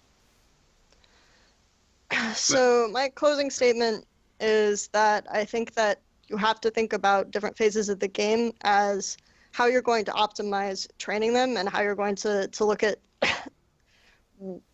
I guess, where you're going to find your competitive advantage and how you can do that. I think that actually, if you're good at training the early game and you have a good system for the early game, this can be, in a lot of instances, more punishing, because like if you are assuming like necessarily optimal play, it can be more punishing, because if you are snowballing really hard and you have a lead, then for one thing, like you can make a lot more mistakes in mid-game.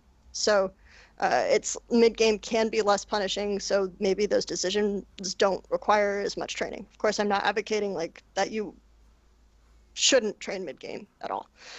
I also think that in the sense that like early game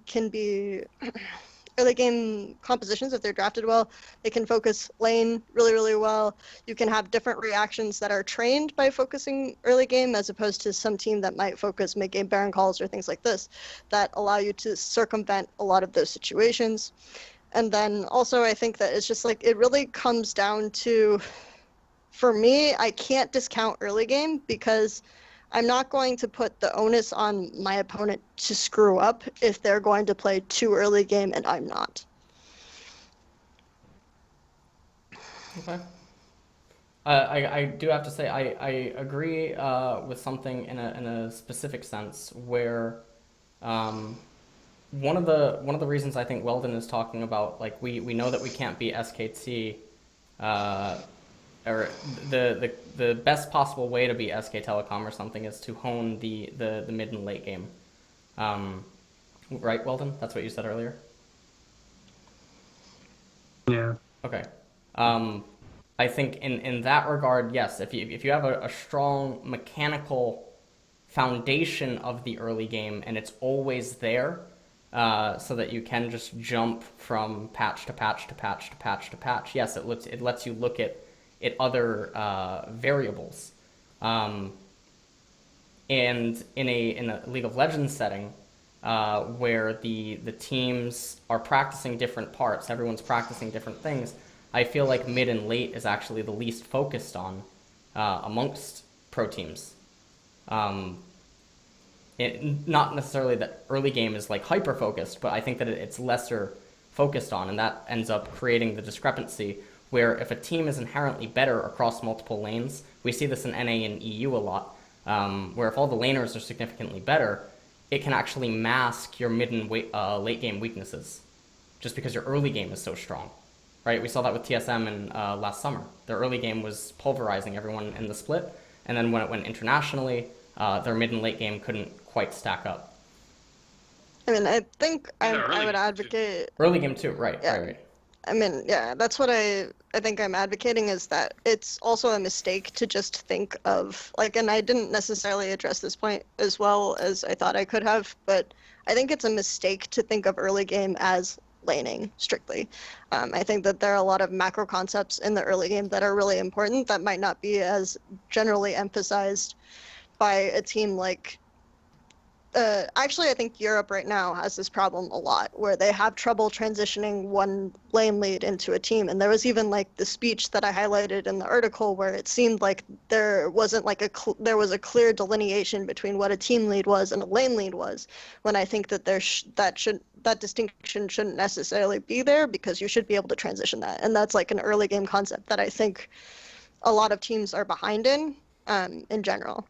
So that's why I really kind of reacted the way I did and said that I don't advocate like abandoning early game training when I think there's a lot to be gained and we're like drastically behind in it. And if we're already strong in certain aspects, then we should be able to touch that up better.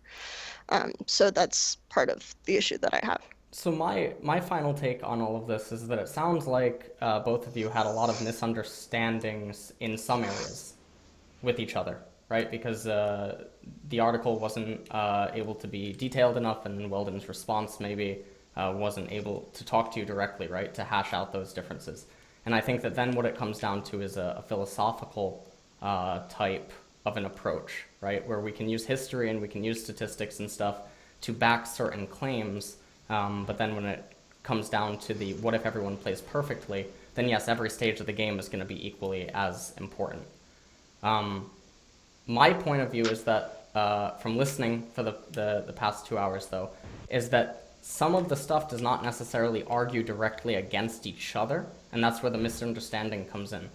That's just my perspective, in the sense that there's some different topics that are actually being branched off into that don't even necessarily get addressed, if that makes sense.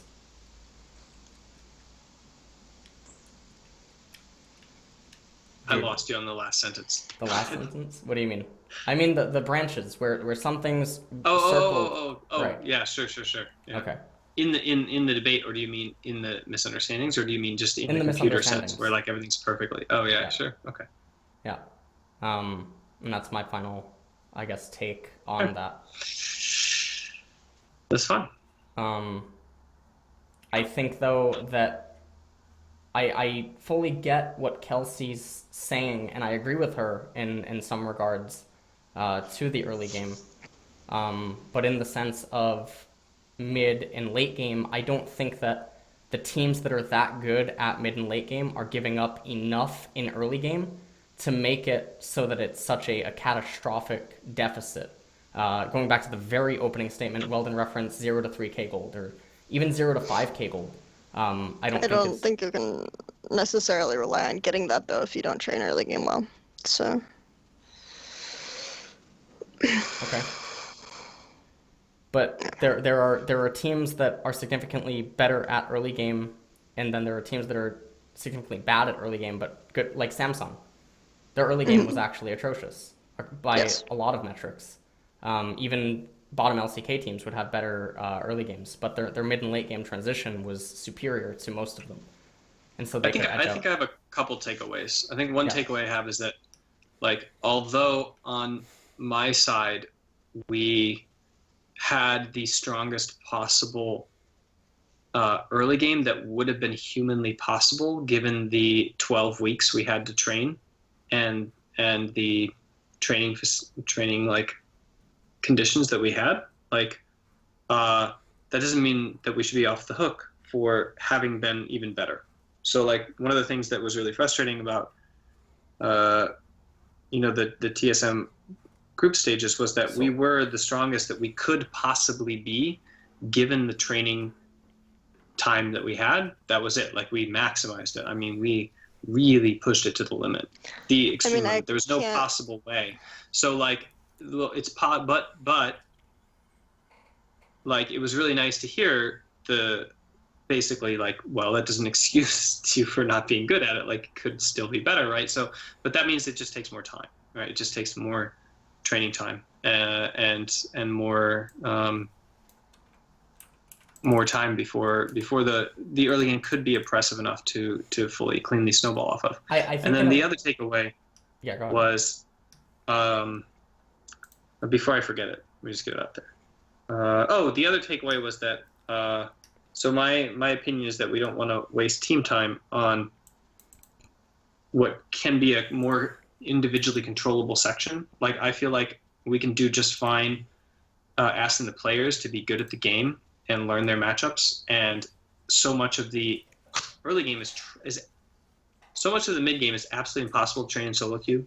Whereas a good portion of the early game, if you count laning as part of the early game, is actually trainable in solo queue. You can actually train it. It's not perfect, it's not wonderful, it's not amazing, but in scrimmages and in solo queue, you can be on the hook for accomplishing that as an individual. And I think that, like, for me, the most optimal way of training is to really push that to the extreme and then focus all the team training on what I think is more important. My conclusion thing But that's is like that in in a perfect world, G2. in an absolutely perfect world, I would agree with Kelsey.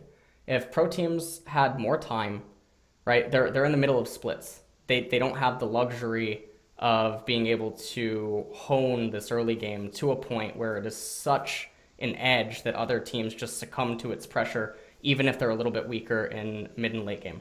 But I think that due to the time constraints and how the splits operate and a pro's lifespan and their career, etc., it's a lot better to actually play towards opponent or strengthen what opponents are weak at. But I think that's actually then what Kelsey's arguing. Actually, right. I think she's saying. But I would say that teams are weaker at mid and late than they are at early game. So. You mean the opponent, or you mean yeah? Okay, yes. got it. Domestically, or are you arguing that's true for domestically, or even international? Like, if we just look at LCK, right? Okay. You have KT and you have SKT, and I think you can look at SK. If you look at SK Telecom's games, they have a lot of games where by the first dragon, 10, 12, 13 minutes, they're even in gold. They're not falling too far behind. The opponent makes a mistake, boom, 5k gold lead, 10k gold lead. Because their punish game is enormous. But even against the likes of Faker, you can have mid laners keep up with him. How much better can you really get at early game to topple? I mean, I think if all you're talking about is early game 1v, all you're talking about is 1v1 strategy or 1v1 like trading in lane, then no, but I'm not arguing that. I think that there are a lot of openings that can be abused that LCK teams aren't necessarily, and I think we saw that with Tigers last year when Peanut was actually able to just like kind of get away with like what people referred to as his living ward strategy because people weren't necessarily contesting his invades. And I think that like improving early game in that sense is very possible, and we've seen like actually Western Taiwanese or even Chinese teams be better at like that punishing style of early game than even like the top Korean teams. So I think that is where, if you agree with that statement, then you can find a competitive advantage there. So I think that that's something that you can't dismiss. But is the advantage big enough to the point where your weakness compared to the other team in mid and late is not? Because again, I think theoretically, yes, and also we have seen examples where it is. Though the question then becomes, are we able to get to a point where we can make that consistent? I think that it's very possible, and I think that we can. So that's why I have the stance I do. Okay. All right. I think that pretty much wraps it up, unless, Weldon, you have something to conclude right off that ending. Just that your Twitch audience is the funniest audience I've ever seen. Just like... Why? Your Twitch chat is just, oh my god, it's amazing. It's incredible. Oh, wow. Why? Have you seen some of the polls they're putting up? No. You have a choice between amazingly perfect LS, Coke Addict, or Coke Addict, Weldon Green. Oh, I just clicked the straw poll. Yeah. Like, basically they're concluding that you are the only gorgeous person here. Thank you. And dateable person on both sides of the gender spectrum. And then 99% of the comments are about how good you look. Thank you. Clear winner. All right. God bless. In the debate between two other people, LS wins. Okay. I love your audience. So, Sorry. I guess is that pretty much it? Are we all set? Yep, Okay. that's fine. All right. How do you feel, guys?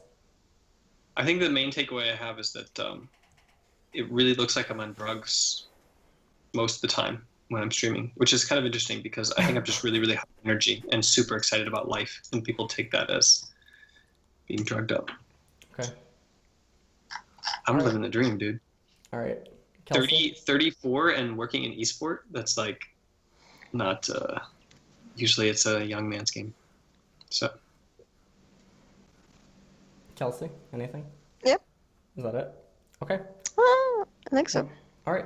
All right, guys. It was fun, and I hope that it was educational for everyone that watched.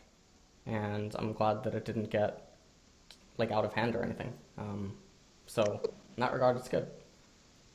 Okay. Thank you All right. for educating. Yeah. Thank you. Well, thank you for inviting me to do so. All right. I'll see you both later.